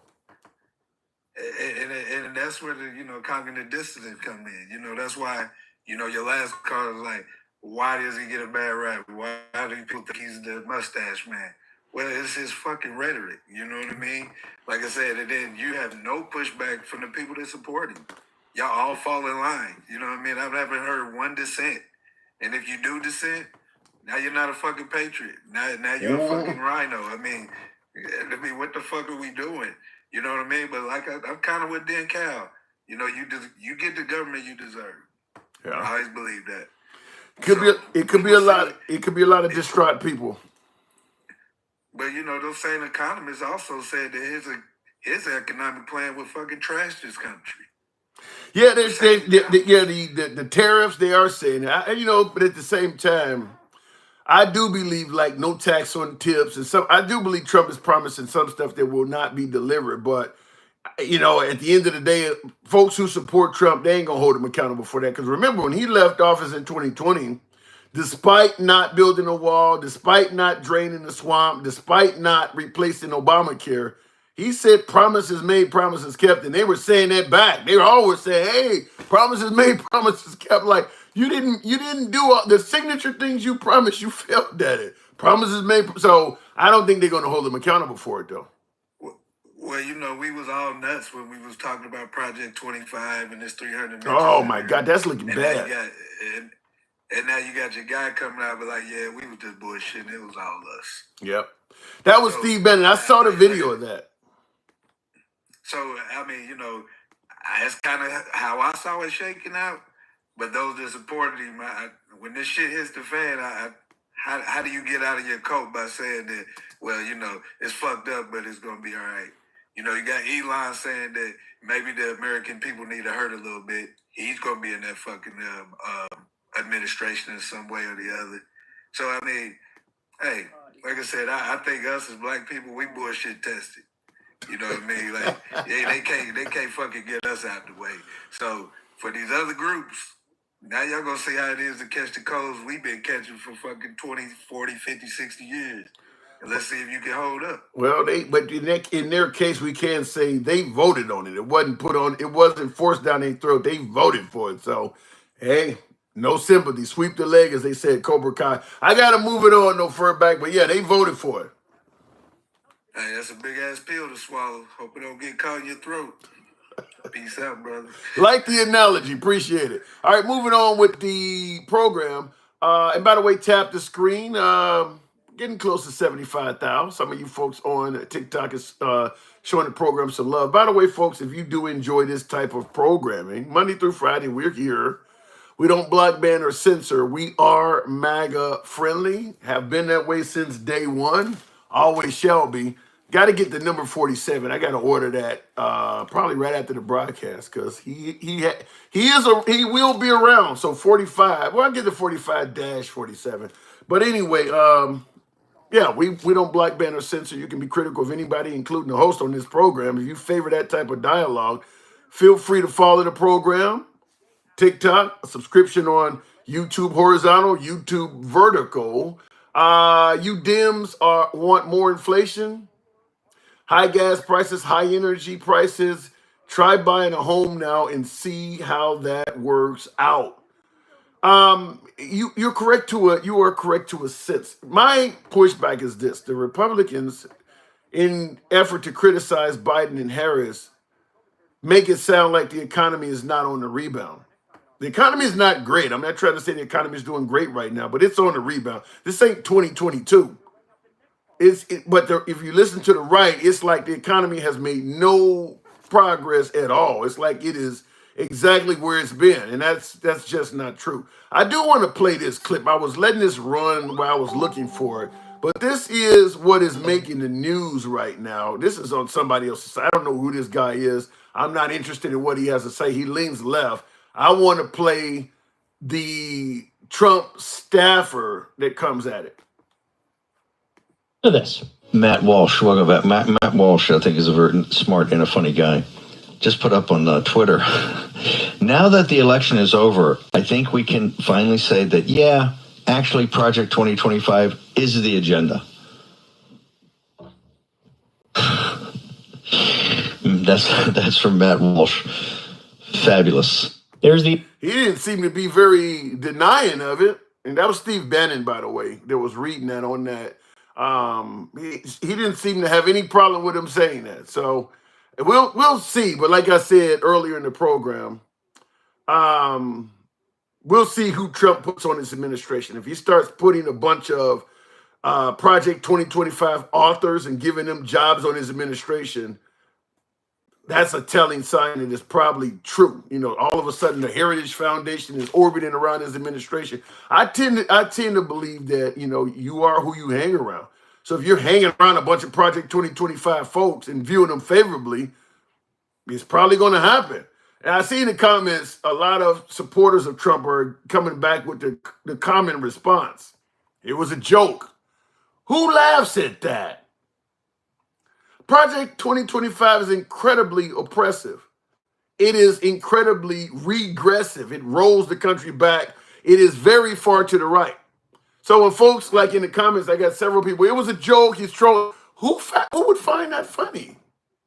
That's very similar to the, Puerto Rico is an island of garbage. It's a joke. Who finds that kind of shit funny? That's not comical. It's amazing that how often Trump says controversial shit. Where was a joke? Like, are we electing a comedian? Is that what I mean? Some of this stuff is not funny, and I don't think Project 2025 coming from someone who actually has the power to implement Project 2025 is comical. That would be like you being in the back of a police car, handcuffed, and you see the passenger cop talking to the driver cop. Instead of taking him to the police station, how about we take him to a field somewhere and smoke his ass and bury him? I'm just joking. He can do that. You're handcuffed in the back of the car. He's making a joke about something awful that he has the power to do. That ain't funny. Nobody's gonna break up laughing about that. So I don't get the notion where it's just a joke. It's not funny. People believe it's real. It's only funny to some sick fuck. Let me go back to the box. He's making a joke, huh? Michael, another one of my subscribers. We always get a subscribers first digs. Good evening, Michael. Hold on a second, Mike, before you do. Oh my God, Matt Walsh is a joker. He makes troll movies. Am I racist? What is a woman? Lady Ballers. He is media. Doesn't work for Trump. It's interesting you would say he's media, he's a joker, and he doesn't work for Trump after naming Am I Racist? What is a Woman? Lady Baller. He don't work for Trump, but he sure sounds like he's on the same side as the guy. Everything you named is exactly what Trump and MAGA just says. Michael, good evening. I told you, Tim. I've been telling your ass for weeks now. These motherfuckers are exactly who I told you. Listen, I told you. I've been telling you. You like to play devil's. You giving me the Maya Angelou? I told you. You damn right I am. When they show you who they are, you believe them. Yeah. They've been showing this shit the entire time. And for Steve Bannon, who just got out of prison, to say that, they don't have to hide it anymore. No. See, here's the thing. You gotta have a short-term strategy with a long-term vision. And their short-term strategy was to get these Hispanic men and these stupid-ass black MAGA and all these people to believe this bullshit. That's their short-term. Listen, I told you, this is like Hungary. This is like Netanyahu. Listen, we are dealing with it. They've been showing us what they've been doing the entire time, and everybody's been thinking it's a damn game. It's not a game. But at the same time, a lot of people just got played. A lot of people just they don't know it. They believe that under Trump, Biden's economy sucks. And by the way, Mina says those are movies. Those are movies from a right-wing perspective. But yeah, but at the same time, people do believe that Biden was not listening to men, the rise of feminism, the rise of the LGBT community. The alpha male was getting left behind. They were being emasculated. And they believe that, under Trump, you're going to get back the tradition of man being on the top, a man being recognizable to a woman. That's what they're going for. But the parts that they left out was white team men will be back on top. All these Byron Donalds and Tim and Tim Scotts and all these black MAGA and these Hispanic men doing all that bullshit. They about to find out real quick. What they have outlined in Project 2025. They are not part of their long-term strategy. They were part of their short-term strategy, was to get them to buy into it, to do exactly what they did. Now get your ass out the way, because we don't give a shit about none of y'all. How does mass deportation garner 54% of the vote from Hispanic men? How do those two things go together? And that's what I'm telling you. And they just played their cards, and they got exactly what they were looking for. And look what they're going to do to those very people that supported them. Steve Bannon just told you. Yeah. I don't get the Hispanic angle. Here's what I've heard though, because there was a border town, Starr County, Texas. It's a border county down there in very far south Texas. It has a 97% Hispanic population, and they voted for Trump first time in 128 years. That county voted Republican. They voted. It's 97% Hispanic. So maybe they're seeing something that folks on the left ain't seeing. There's got to be something, because in that county, huh? No, there don't have to be nothing, Tim. Listen, we know what it is. I don't know. Why are we dancing around this? Why are we trying to make it seem like it's something that it's not? That's the part I do not understand about this shit. Why are we dancing around the blatant racism, white Christian nationalist agenda? It's been out there. It's been in our face. It's 900 pages of it. It's been going on since 2015, and we act like it's not there. I don't understand it. But if it's that racist, is there a bunch of, are the Hispanics a bunch of Clayton Fernando Bixby's or something? Why don't the Hispanics see the racism? Hey, you know what? There's a lot of there's always been, unfortunately, our two communities have always had, there's always been a certain level of discontent. Black folks are always at the bottom of the totem pole, Tim. We know that. There's no. You know that. So what it just showed me is that, and there's a lot of, and you're right to the extent that the Trump administration and the campaign zeroed in on that macho bullshit, and they were right. Yeah. And they were right.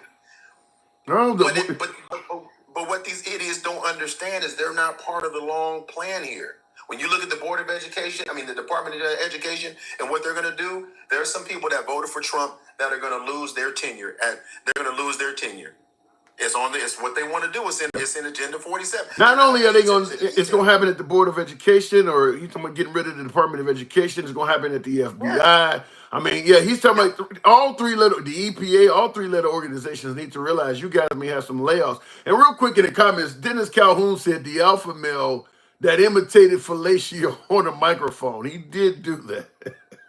Again, all of that, and listen, Tim, and listen, and I told you every time I got on here, I said, why we keep talking about the Haitians eating cat? Because that's not, all that shit was a distraction. I've been telling you that since we met. And at the end of the day, it is what it is. And now they're talking about the denationalization. You see that? They're talking about that already too. All the naturalized citizens. Yeah. Steve Miller was talking about. So if if you actually came here legally and actually became a naturalized citizen, they want to revoke that too? Yes, Steve Miller was talking about it today. Stephen Miller, look it up. Yeah, I'm doing that. Look it up. Look, damn. Listen, man, I'm telling you. I'm not surprised. I ran Project 2025. What happened to we're okay with immigrants just come here legally? Did you see it? Did you just look it up? I'm looking. You said who said it? Stephen Miller? Stephen Miller sure did. Wow. I haven't heard that. Sure did. But here's the thing. It doesn't surprise me. Listen, like I told you before, I coached youth sports forever at the high schools forever. You know how many kids I saw on a 504 plan or IEP plan that if he wants to do with the Department of Education like he wants to, all of that goes away. ESL programs, all that stuff goes away. All of that stuff. They want to return it to the states. Well, if you teach Black history, the federal government doesn't want to fund it. Donald Trump said that out of his mouth. Now, have you seen that? No, you telling me? Yeah. He said it on Fox News. He was being interviewed. What's the other little coon brother that sits on Fox? The little coon, the little brother. I don't know what his name is. He's sitting right next to him. And they asked him, so if a school or if a county wanted to teach about slavery, and he would say, we wouldn't fund them. I did see that. Yeah. Well, Fox News is very far. I want to say they're in the tank for Trump. Whatever Trump says, Fox News is going to back it up. And unfortunately, if Trump picks some of these far right folks, then they're not gonna challenge them either. Yeah, I know. And look, at the end of the day, I really wish if you gave me one wish other than him not winning the election, what would it be? Everyone that voted for him to wear their MAGA gear every day. So as this shit starts to sink and as it starts to come undone, I want them to own it. Because I'm telling you right now, when it starts going backwards, all the people that have been coming on your show, they will not be coming on your show no more. Because they're not going to own that shit.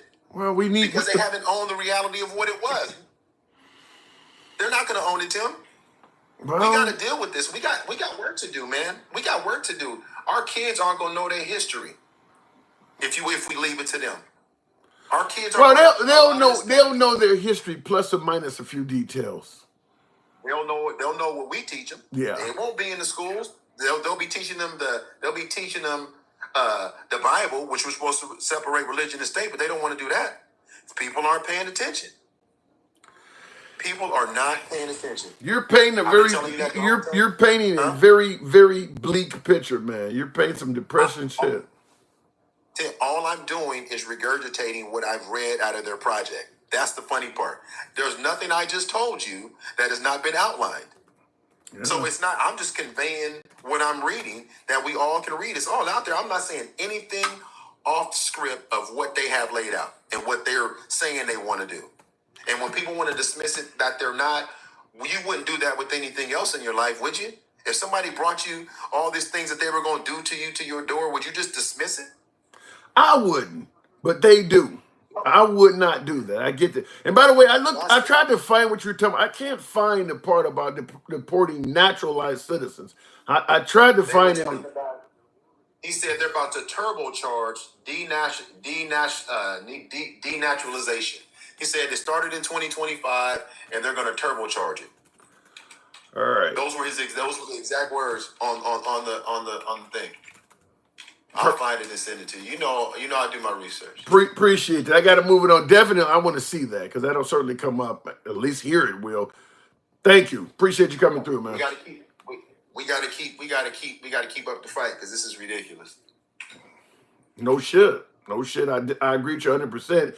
Certainly, if it's as bad as you're saying, send me what you got. I need to see that. I'm gonna send it to you. All right. Appreciate it. All right, moving on with the program real quick. Someone on 4 Channel said the Democrats eat babies. Yikes. Does that make it Kamala's plan? Okay, I see what you said. You said someone on I guess on some social media page said the Democrats eat babies. Does that make it Kamala's plan to make baby eating legal?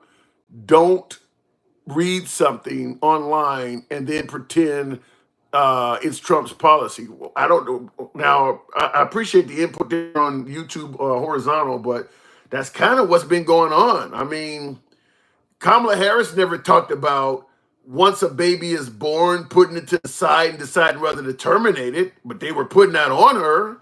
That's exactly what you're talking about is what happened to Kamala Harris. They were putting all sorts of far left shit on her that she had nothing to do with. So all of a sudden now when it happens to Trump, you want people to actually do their homework and look it up?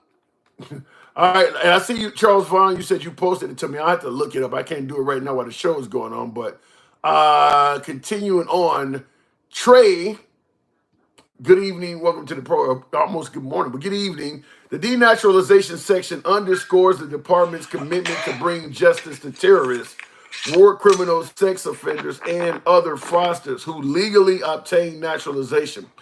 Now, LP in the comments on YouTube typed in the denaturalization section underscores the department's commitment to bring justice to terrorists, war criminals, sex offenders, and others. So what he is basically saying is if you become a naturalized citizen and you commit an act that they think is some of the war criminals, terrorists, sex, then they can take away your citizenship.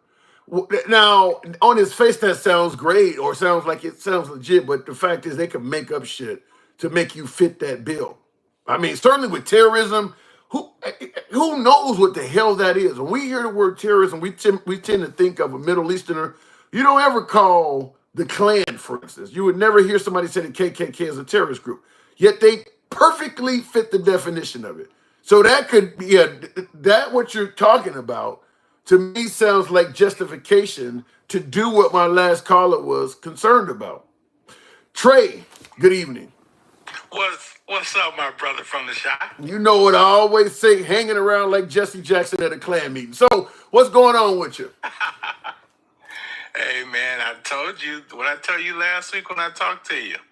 This is still the USA. They're not putting no woman in the White House. So we are a sexist country. Hey, it is what. Listen, it's not that. This is not the time for a woman. When is the time? When is the time? When is the time? Hey, when the country is going smooth and everything is straight, then you put her in there.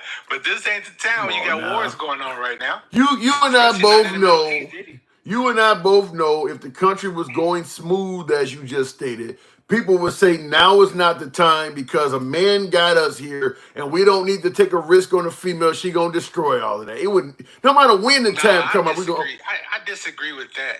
I disagree with that because the woman know how to run the house. She know how to run the household and keep things in check. But right now, you need that man in there to handle these wars.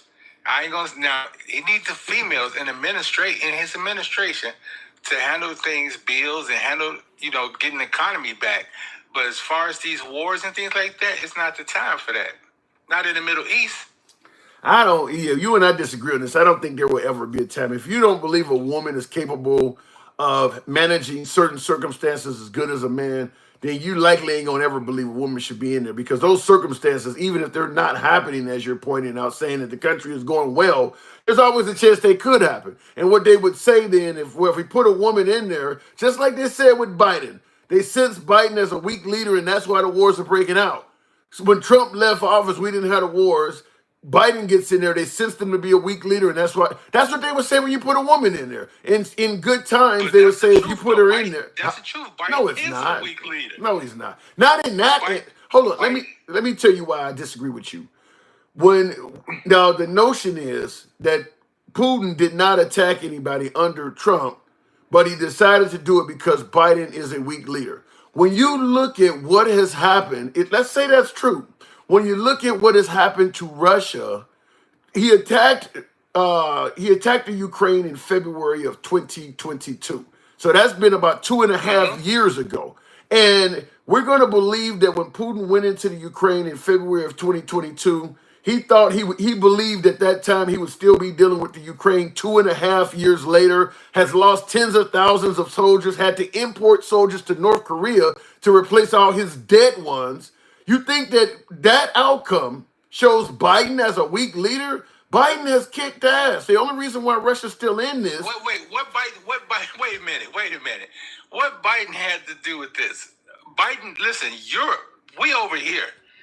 The only thing we're doing is sending them a percentage of weapons. You telling me that this is Europe fight. You're telling me that if Biden had said, we're not going to play any part in this at all, Russia would be still fighting in Ukraine right now? They would have still lost tens of thousands of soldiers? I believe it's war.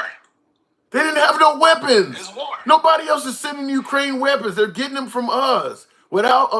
So you know what? That's because we the dumb ones. Europe has weapons. Europe have mass amount of weapons. If the USA wasn't doing it, you think Europe gonna sit back and not do it?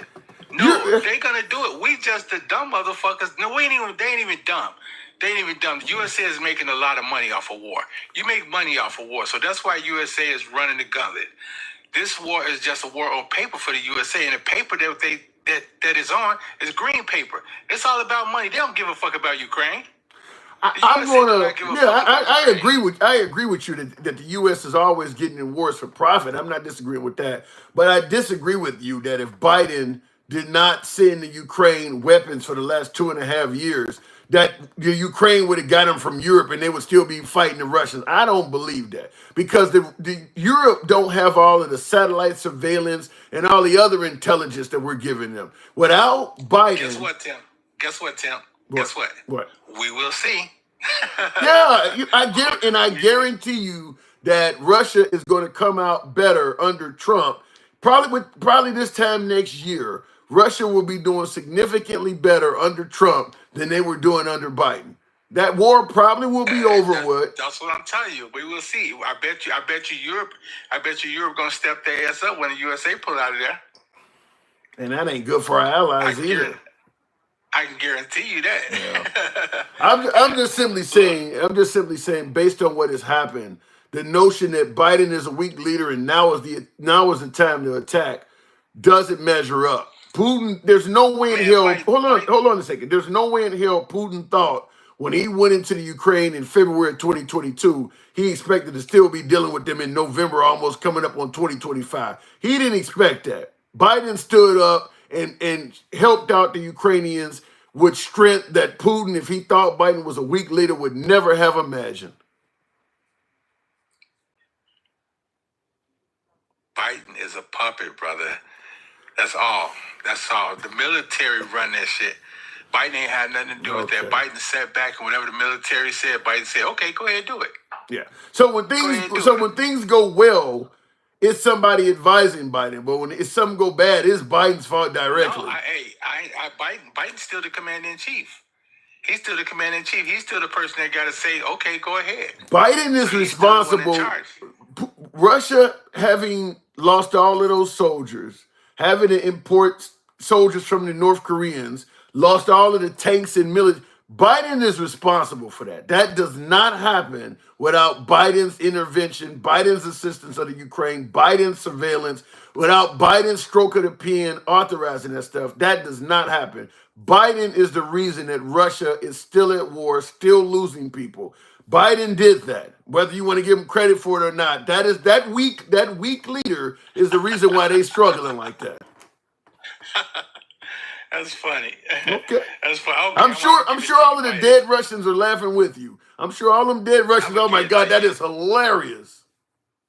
I would give it to you. Biden the man. Biden the one that did all I'm just saying he the man. I'm not saying Biden was all that great of a leader. I'm just saying it from the standpoint of Biden was a weak leader and now is the time to attack. The evidence don't measure up to that. By the way, Biden also flew to Taiwan and said on their soil to them, if China encroaches, we got your back too. And you notice China, after seeing what's happened in Russia, China ain't made a damn move at all during the whole Biden administration. That's incorrect. That's incorrect. China this whole time been flying missions over Taiwan the whole time. That ain't war. That ain't war. China been flying planes and jets right next to USA planes, invoking them, telling them to come on get some. So come on now, let's They didn't do anything. They didn't do anything, is what I'm saying. They saw what happened to Russia. They didn't decide to invade Taiwan under Biden. You think the reason why they didn't do it because they was scared of America? Yeah. After seeing what happened to Russia, yeah, when Biden got up there and said you gotta be joking me. Little bitty Taiwan, you think China was scared because of America? Come on now. Little bitty Ukraine. Twice the size of our army. Come on, little bitty Ukraine. And see what happened. Look what the Ukraine. Nobody on earth thought Ukraine would be still fighting this shit 2.5 years later. Nobody expected that. Little bitty Ukraine with American assistance has been kicking ass. The Taiwan. You mean with the whole Europe assistance, correct? Okay. You trying your best. Biden is responsible for that because Biden could have told Europe to stand. Biden could have told Europe to stand down too. Where's USA at, Tim? It's in North America. How far is USA from Ukraine? You got to be kidding me, right? No, how far is USA from Ukraine? You do realize we have bases and weapons on every continent, right? Where is Europe at? Europe is closer to Ukraine, but we have bases in Europe too. So wait a minute. If Europe is closer to Ukraine, who the fuck should be defending Ukraine? We have the equipment. Europe does not. We have far more weapons than the whole of Europe. How you figure? The whole Europe, all those states, all those countries in Europe. All of those states. We have more. Do you realize the largest military air force on earth is the United States. The United States Air Force has the largest military air force. You know who has the second largest military air force on Earth? The United States Navy. We have more equipment than all of Europe combined. Who else has aircraft carriers? How many nuclear subs are coming out of Europe compared to America? Yes, we have more equipment than the whole of Europe. Eastern too. Okay. All right. I get it. It's like, in fact, let me tell you this. Hold on. It's our job to be the security guards. Not only do we have more equipment than the whole of Europe, it's like in a whole different universe. Like we have a lot. Like you could take their equipment and triple it, and we still have more than it. It's not even in the same universe how much more shit we got than them. And I'm not even getting to satellites and all kinds of other shit that they don't have. Yes, by far we got more than Europe. I can't even believe you asked me that. No, I'm making a point. Why is not Europe? Why is not their responsibility to protect Ukraine? Why is it America's responsibility to take the lead on Ukraine, and we over here? I don't disagree. Tell me that. Why is it our responsibility? I don't disagree with that, but that's the cost of talking about you want to be the world's police. You got to do this kind of shit. You want your dollar to control everything. You want input in everything. That if we took your advice and what Trump is talking about, well, we're going to focus only on America. We're going to be a nationalist country. We're going to get out of overseas environments. The U.S. dollar would cease to be the number one currency. We would cease to be a superpower. Other countries would step up and take our place, which is why I'm telling you, Trump is not going to do that stuff. He would make us a weaker country. The reason why we're the strongest country on earth is because we are making puppets out of every damn body. If we do what Trump is talking about doing. What happened when Russia took Croatia? Under Obama. He took Georgia under Trump. Or he took Georgia under Bush, rather, in 2008, and Crimea under Obama in 2014. What about it? So what happened then? Why we went over there helping them then? Maybe they didn't feel like doing it. I don't know. Maybe they had a different stance than the Obama. The Biden administration obviously had a different stance on it. Okay. That's the only thing I can say. You know, it's just like Trump. So what happened? What happened today with all these leaders calling Trump? What do you mean? So you heard about all the leaders. You heard about Hamas. Hamas saying they wanted to have a peace deal now in the Middle East about what's that dude over there? Hamas was saying they want to have a peace deal before Trump won the election. I mean, no, Hamas leadership put out a statement today that they ready for a deal. But they've been saying that. And Israel was like, well, you got to give us the hostages back. They've been saying they want a peace deal. That ain't something new.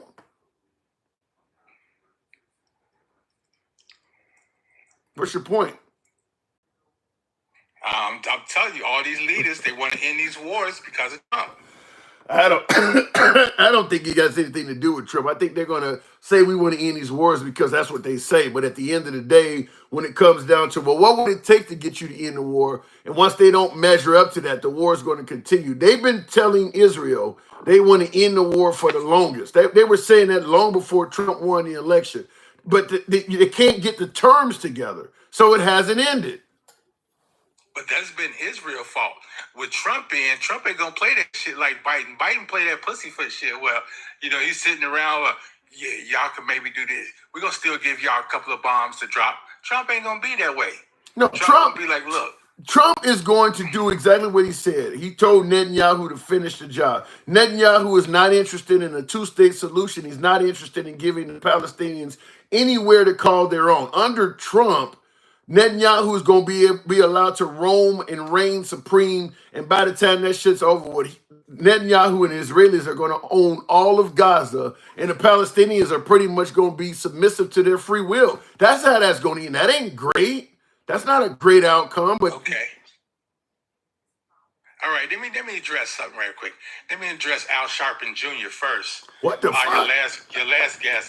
Your last guest, Al Sharpton Jr., Mike the Boss. He ain't nothing but an Al Sharpton Jr. Every time that brother come on your program, the first thing he talk about is black and brown. It's racial. It's racial. Oh, the black man, the poor black people.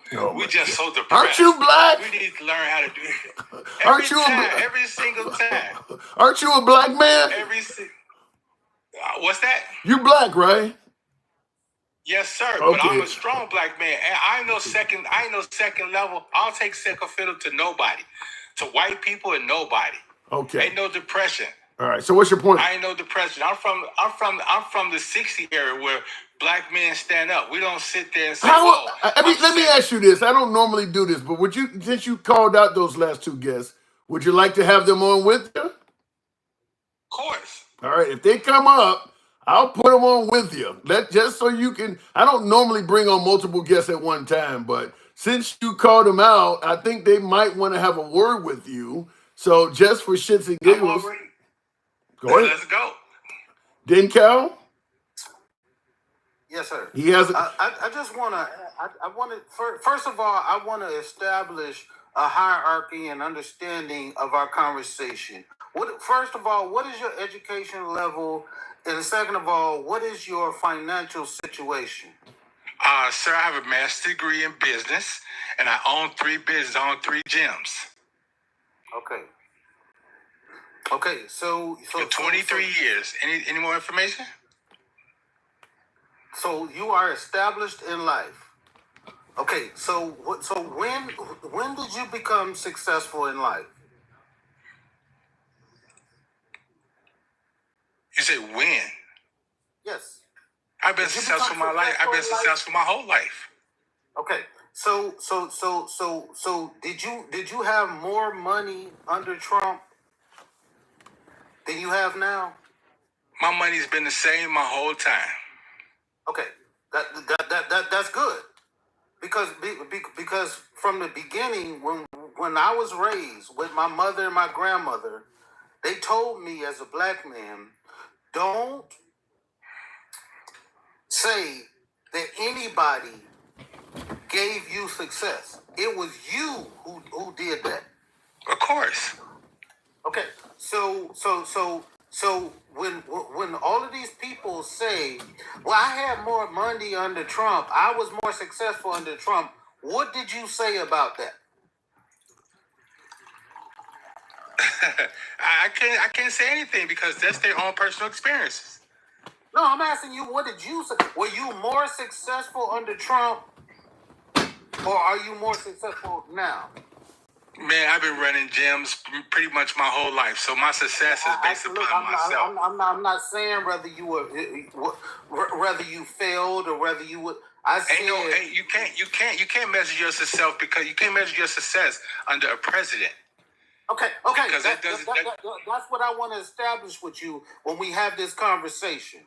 When we say, as black people, as anybody, we were more successful when this situation was happening,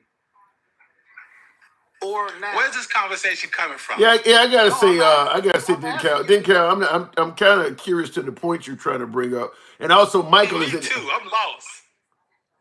Because a lot of the understanding that I've been hearing is that, hey, I had more money, I was more successful.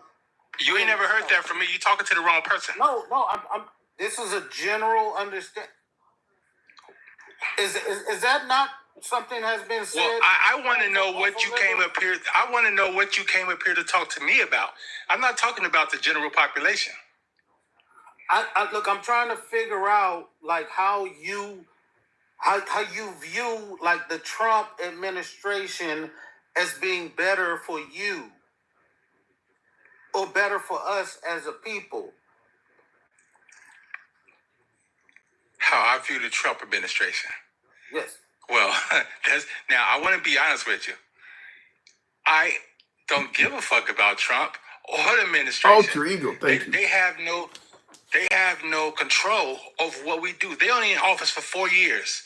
So we can't look at this as these people going to be better for us. We got to make our own success. That's how I believe. I was raised in Chicago, on the west side of Chicago, on the Chiefs. So we on the same team now, because what I misunderstood about all of the times when I've watched you in the section and talking about, like, everything you've been talking about. Now I have a different understanding. Okay, let me. All right, if you guys have come to some terms, I want to hear what Michael had to say, because Michael also wanted to come in and holler at him. Mike, I'll give you, because I do want to. I'm gonna move the program on, but I'll give you a couple minutes. I want to see what you guys, what is your point on this as well, Michael? Go. Well, he brought my name up as if somehow I come on here and I don't speak facts. So see, he has a master's degree. I don't have a master's degree. He has a master's degree. So it's beyond me, and it sounds like you're successful. So it's beyond me how you can't understand what's actually going on and what's actually happening. And when I'm listening to you talk to Tim, and he's telling you exactly what it is, and you keep deflecting like it's about Biden wasn't this and Trump's going to do that. But if you've been paying attention, Trump's never done anything that he said he was going to do. Nothing. But you say I get up here and I'm in my feelings, or I sound angry. Two things I'm not. I'm not angry, I'm passionate.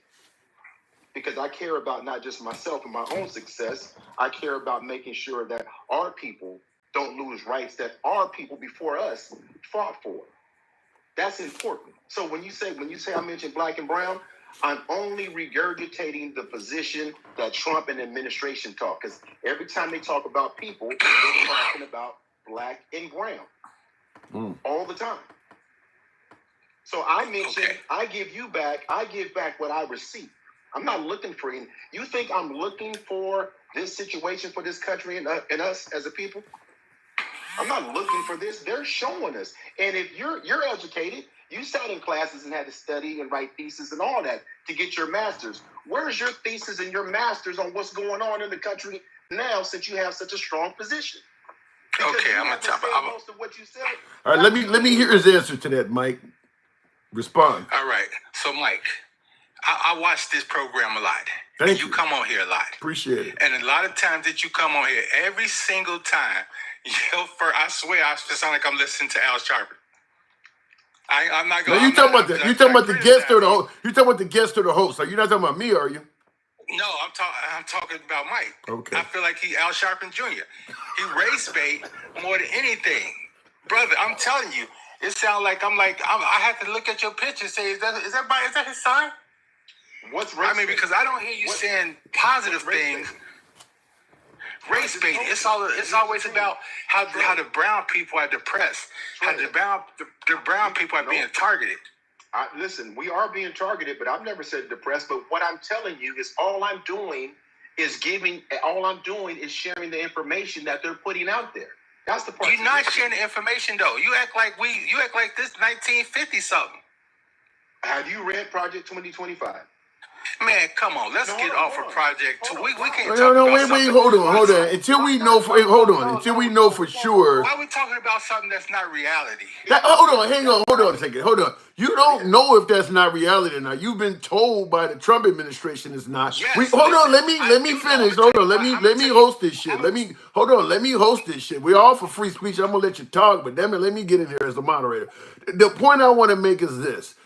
Trump has denounced all connection to Project 2025, but we know there are several members of his administration that were part with him and with the Heritage Foundation, including Mike Pence, who basically said once Trump gets back in here, thinking he was going to get reelected in 2020, that he would be part of it. So I don't want to say it is for certain, but I damn sure can't say it's not where you're at. You're making it sound like it's just a joke.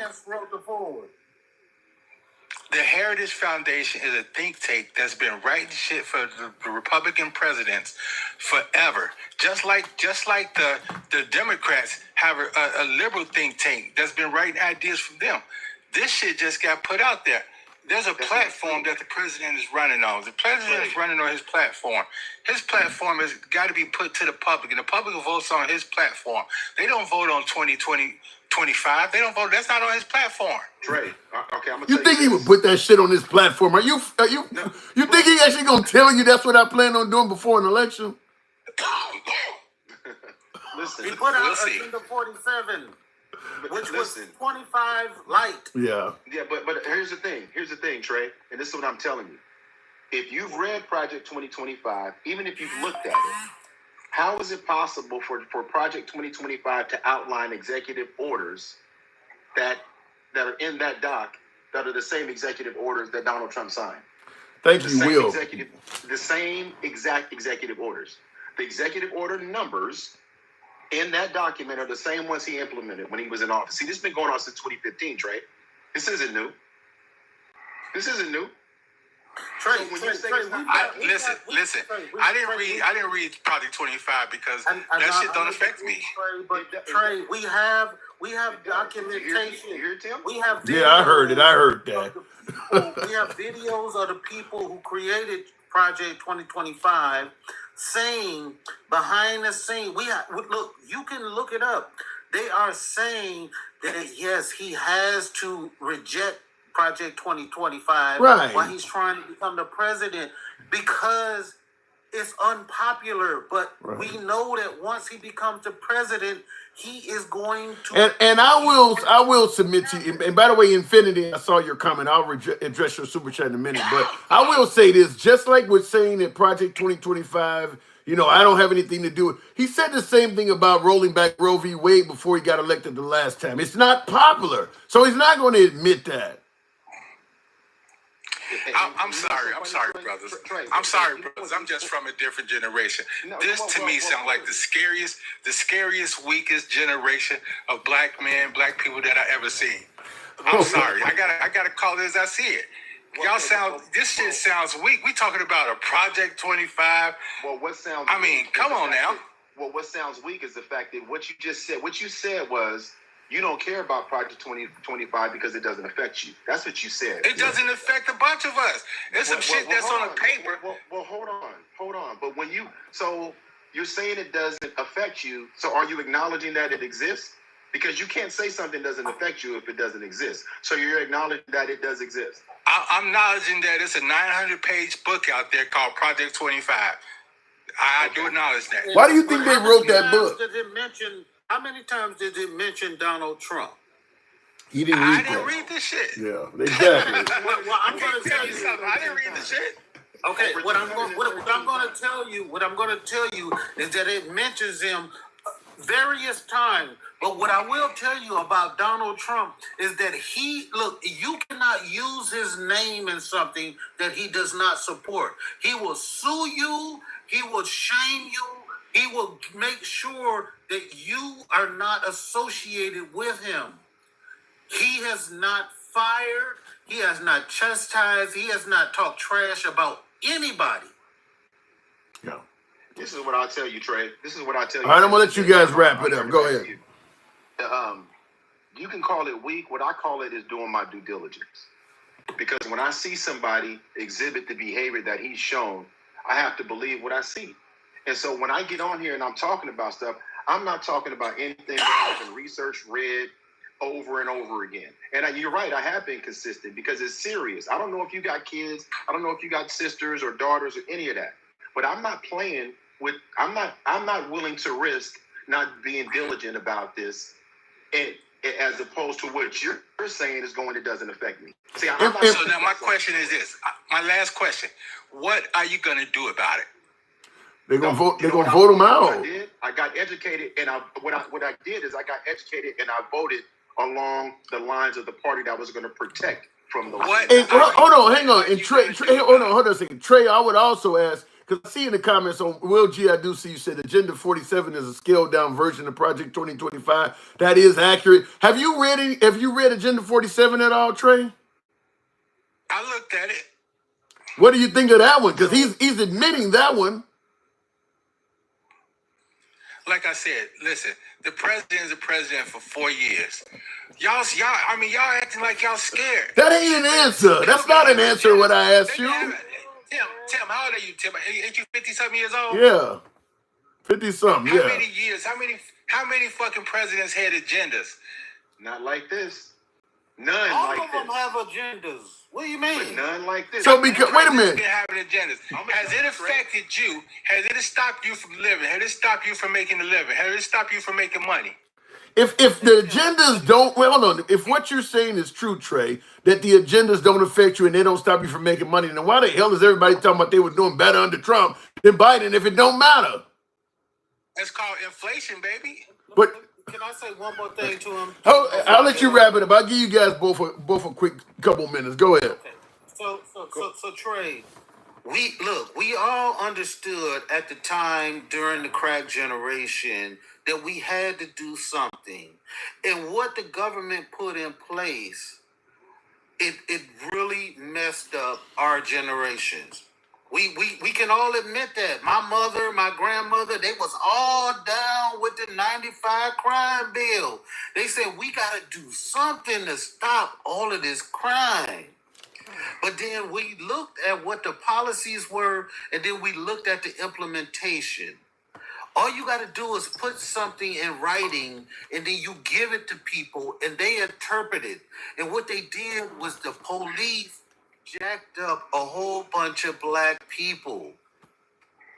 Now we are going into a situation where we're going to put another document into place and say, let's get rid of these people. Let's do these things. It's going to be in the implementation. A whole bunch of innocent people are going to get swept up into this stuff. And whether you can see it or not, I am glad this time we are going to be able to sit back and we're going to be able to watch the Hispanic people deal with what they put in place. All I'm telling you is that, look, whether you think that this is cool because you can't recognize what he's saying, you are going to be the author of what is about to happen to us, man. All right, I gotta move it on, Dick. I'll let him respond. Well, go ahead, Trey. I'm gonna drop you, Dincal. Let Mike respond, and then I'll move it on. All right, Dincal, appreciate it. I'm gonna say this, and then I'm gonna move on. At the end of the day, first of all, just so you know, Trey, I don't have a master's degree, but I'm a business owner as well, right? I've been trying to, and I've had employees, and when I hear things that when Trump says, no tax on tips and all this stuff about overtime and not doing this and that, as a business owner, if you run your own businesses, you know that when he's saying that it doesn't benefit those employees, right? You know that. You're a business owner. You know those things don't truly benefit your employees, right? How do you feel that? No, well, because it doesn't. Because even Trump said, I'm not going to pay overtime. I don't like to pay overtime. You just cut hours. You never get to overtime. You never get to overtime. You just cut hours. You think he's putting a policy in place to really help people, or is he helping the business owners, Trey? So you're telling me that taxing tips and taxing overtime hurts the employer? First of all, the government's never going to let you get away with not receiving all that money on taxes. No, answer my question. You're a business owner, so you're telling me it hurts the employer. Ultimately, maybe not the taxes on tips, but the overtime. You're never going to let your employees get to the point where they use overtime. I wouldn't do that.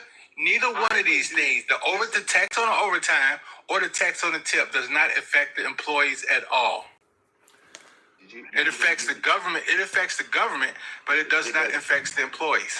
See, and so I'm going to leave you with this. Since you think I'm such an angry, what do you call me, Al Sharpton? Al Sharpton, I'm going to leave you with this. Like I said, you've written theses. You sat in classes for hours to study to get your master's degree. And that's commendable. But what you just did on this election is you gave zero time to research the importance of this election. Zero. All right, Mike. You did, and I'm going to tell you why. Because the time I put in to learn what I've learned was peanuts compared to what you did to get your master's. Damn. It wasn't even the equivalent, but unfortunately, I know more about this than you do. All right. You have no clue how much time I put into this election. No clue at all, brother. All right, I gotta move it on, gentlemen. All right, folks. Appreciate it. Different format. Thank you, Trey. Real quick, Trey, go ahead and wrap it up. Have a good day, brother. Have a good day, Al Sharpton. You had to throw that shit in there. Anytime, come on back, Trey. I think you're full of shit on some of that, but it's always a pleasure talking to you. Thank you, man. Appreciate it. Chi-town, baby. Chi-town. Holla back, holla back. All right, moving on with the program. And not different format. I seen Will G. Thank you for the super chat. Will, you like that? How many of you folks favorite that? I don't normally bring up multiple guests. I don't generally like a program that gets too chaotic, people talking all over each other, but they certainly were civilized with it. So let me know in the comments, because that's certainly abnormal for this particular platform. I know a lot of other live streamers have, you may have 7, 8 people in there. We don't do it that way, but let me know what you think, because we might be willing to entertain it. If I can get civilized guests that, for the most part, have opposing opinions. I will moderate it as usual, but let me know. Anyway, Will G, other presidents' agendas wanted to implement. Wait a minute. Other presidents' agendas wanted to implement and create new agendas. Trump's agenda is to completely gut everything. Now, Trump does have that mindset that all the 3-letter organizations are government waste. That the government's too large. I think when he came on the scene last go round, he said for every 3-letter organization he created, he was going to get rid of 2. None of that ever materialized, but he was saying that same thing last time about draining the swamp and all of that. There's pros and cons to it. I do believe there is some waste in government, but remember the train catastrophe in Palestine, Ohio?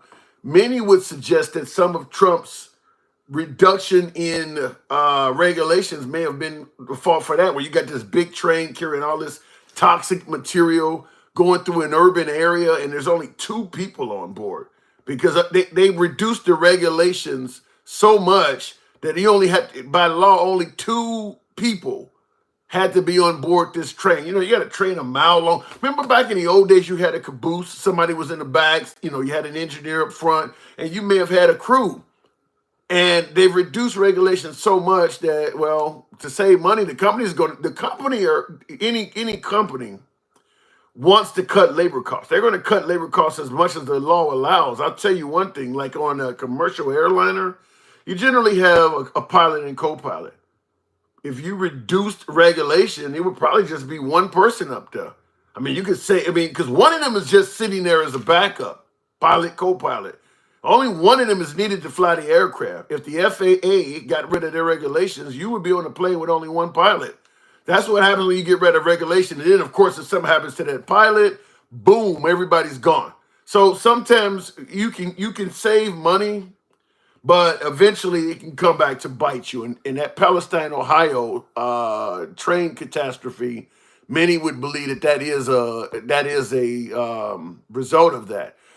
Both Hillary and Harris started with H. I don't quite get that. Mina, you says both Hillary, you're talking Hillary Clinton and Kamala Harris their names. Both Hillary and Harris start with H. Vice President picked of, I'm trying to get the wording of this. Both Hillary and Harris started with H. VP pick of both named Tim. Oh, Tim Walsh and what was Hillary Clinton's pick? Tim, the guy from Ohio. Yeah, you're right. But they both did have the name of Tim. You're right. Tim Kaine. Okay, so Tim Walsh and Tim Kaine. Who thinks of this shit? Tim Kaine with Hillary. Both Tims look alike. Goofy looking beta males. Oh my God. Who thinks of that? But she is right though. Hillary, but Hillary and Harris, Hillary is the first name, Harris is the last name. But then you're right, they both picked a Tim Kaine and Tim Walsh for vice presidents. And then you suggest they both look alike. Does Tim Kaine look like Tim Walsh? I'd have to look up the picture. Nobody's talked about Tim Kaine since, and they're not going to be talking about Tim Walsh much longer either. So, and I see in the comments, Drew says, what does it got to do with anything? It has nothing to do with anything at all. But as I said, who thinks of that? Continuing on the program, he feels safe in the city, come to the country where the law is different. Good point. Law is certainly different out there. Continuing on the program, Democrats knew the gig was up when they selected Barry to run. Got to have someone that looks similar. What the hell? I'm assuming Barry is a reference to Barack Obama. Obviously meant to be an insult because nobody calls Barack Barry other than the folks that don't like him. But you're saying the Democrats knew the gig was up when they selected Barry to run. Got to have someone that looks similar. So you're saying they got to have another black man? Is that what I don't quite get what you're saying, but I'll leave it at that. Let me continue on with the program. Can we get to 100,000? Can y'all make that happen? Tap the screen, get the likes up. What is it that got? Yeah, let me go back to the box. I was rereading the comment. Sarah Poi. Good evening. Welcome to the program, Sarah. Be curious to see, Sarah, now with the women, you got some women now wearing these blue ribbons to indicate they're not one of the women that sided with Trump. I'm seeing that because a lot of the white women are all over YouTube, all over social media. Apparently, they're feeling kind of guilty. Mostly, I'm talking white liberal women. The white liberal women are feeling guilty that their category voted in favor of Trump. More than 50%, like 54% or something like that, whatever it is, more than 50% of white women voted for Trump. All the other groups was well under 50%. I think Hispanic women were like 38%, which is still pretty damn high. Black women, only 7% of black women voted for Trump. So he did terrible with black women. But you don't need black women. They're the smallest demographic out of the three.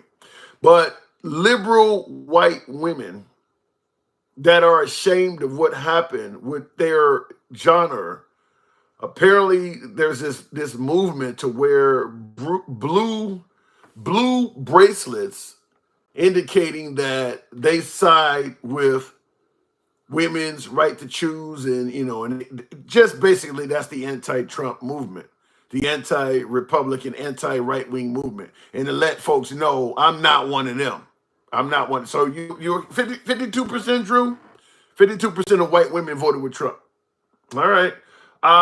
Dims, don't want to see what I see here. Real quick, I wanted to respond to a super chat. Will G says they call us conspiracy theorists when we bring up Project 2025, but they come up with bullshit with names and features. Yeah.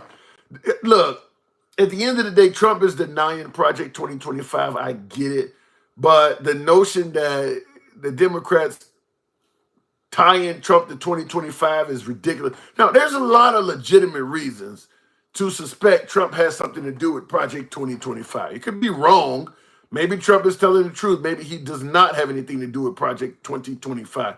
But damn it, his name is in it dozens of times. People that have connections to him and his administration are part of it. So the idea that it sounds stupid to even blame any connection with him to it is ridiculous. There is connection. Maybe he's right about, well, I ain't got nothing to do with it, but there's a lot of links and connections there. So I don't think it's ridiculous to question or suspect that. And then, of course, Steve Bannon on apparently making a joke or some reference to Project 2025 actually being real.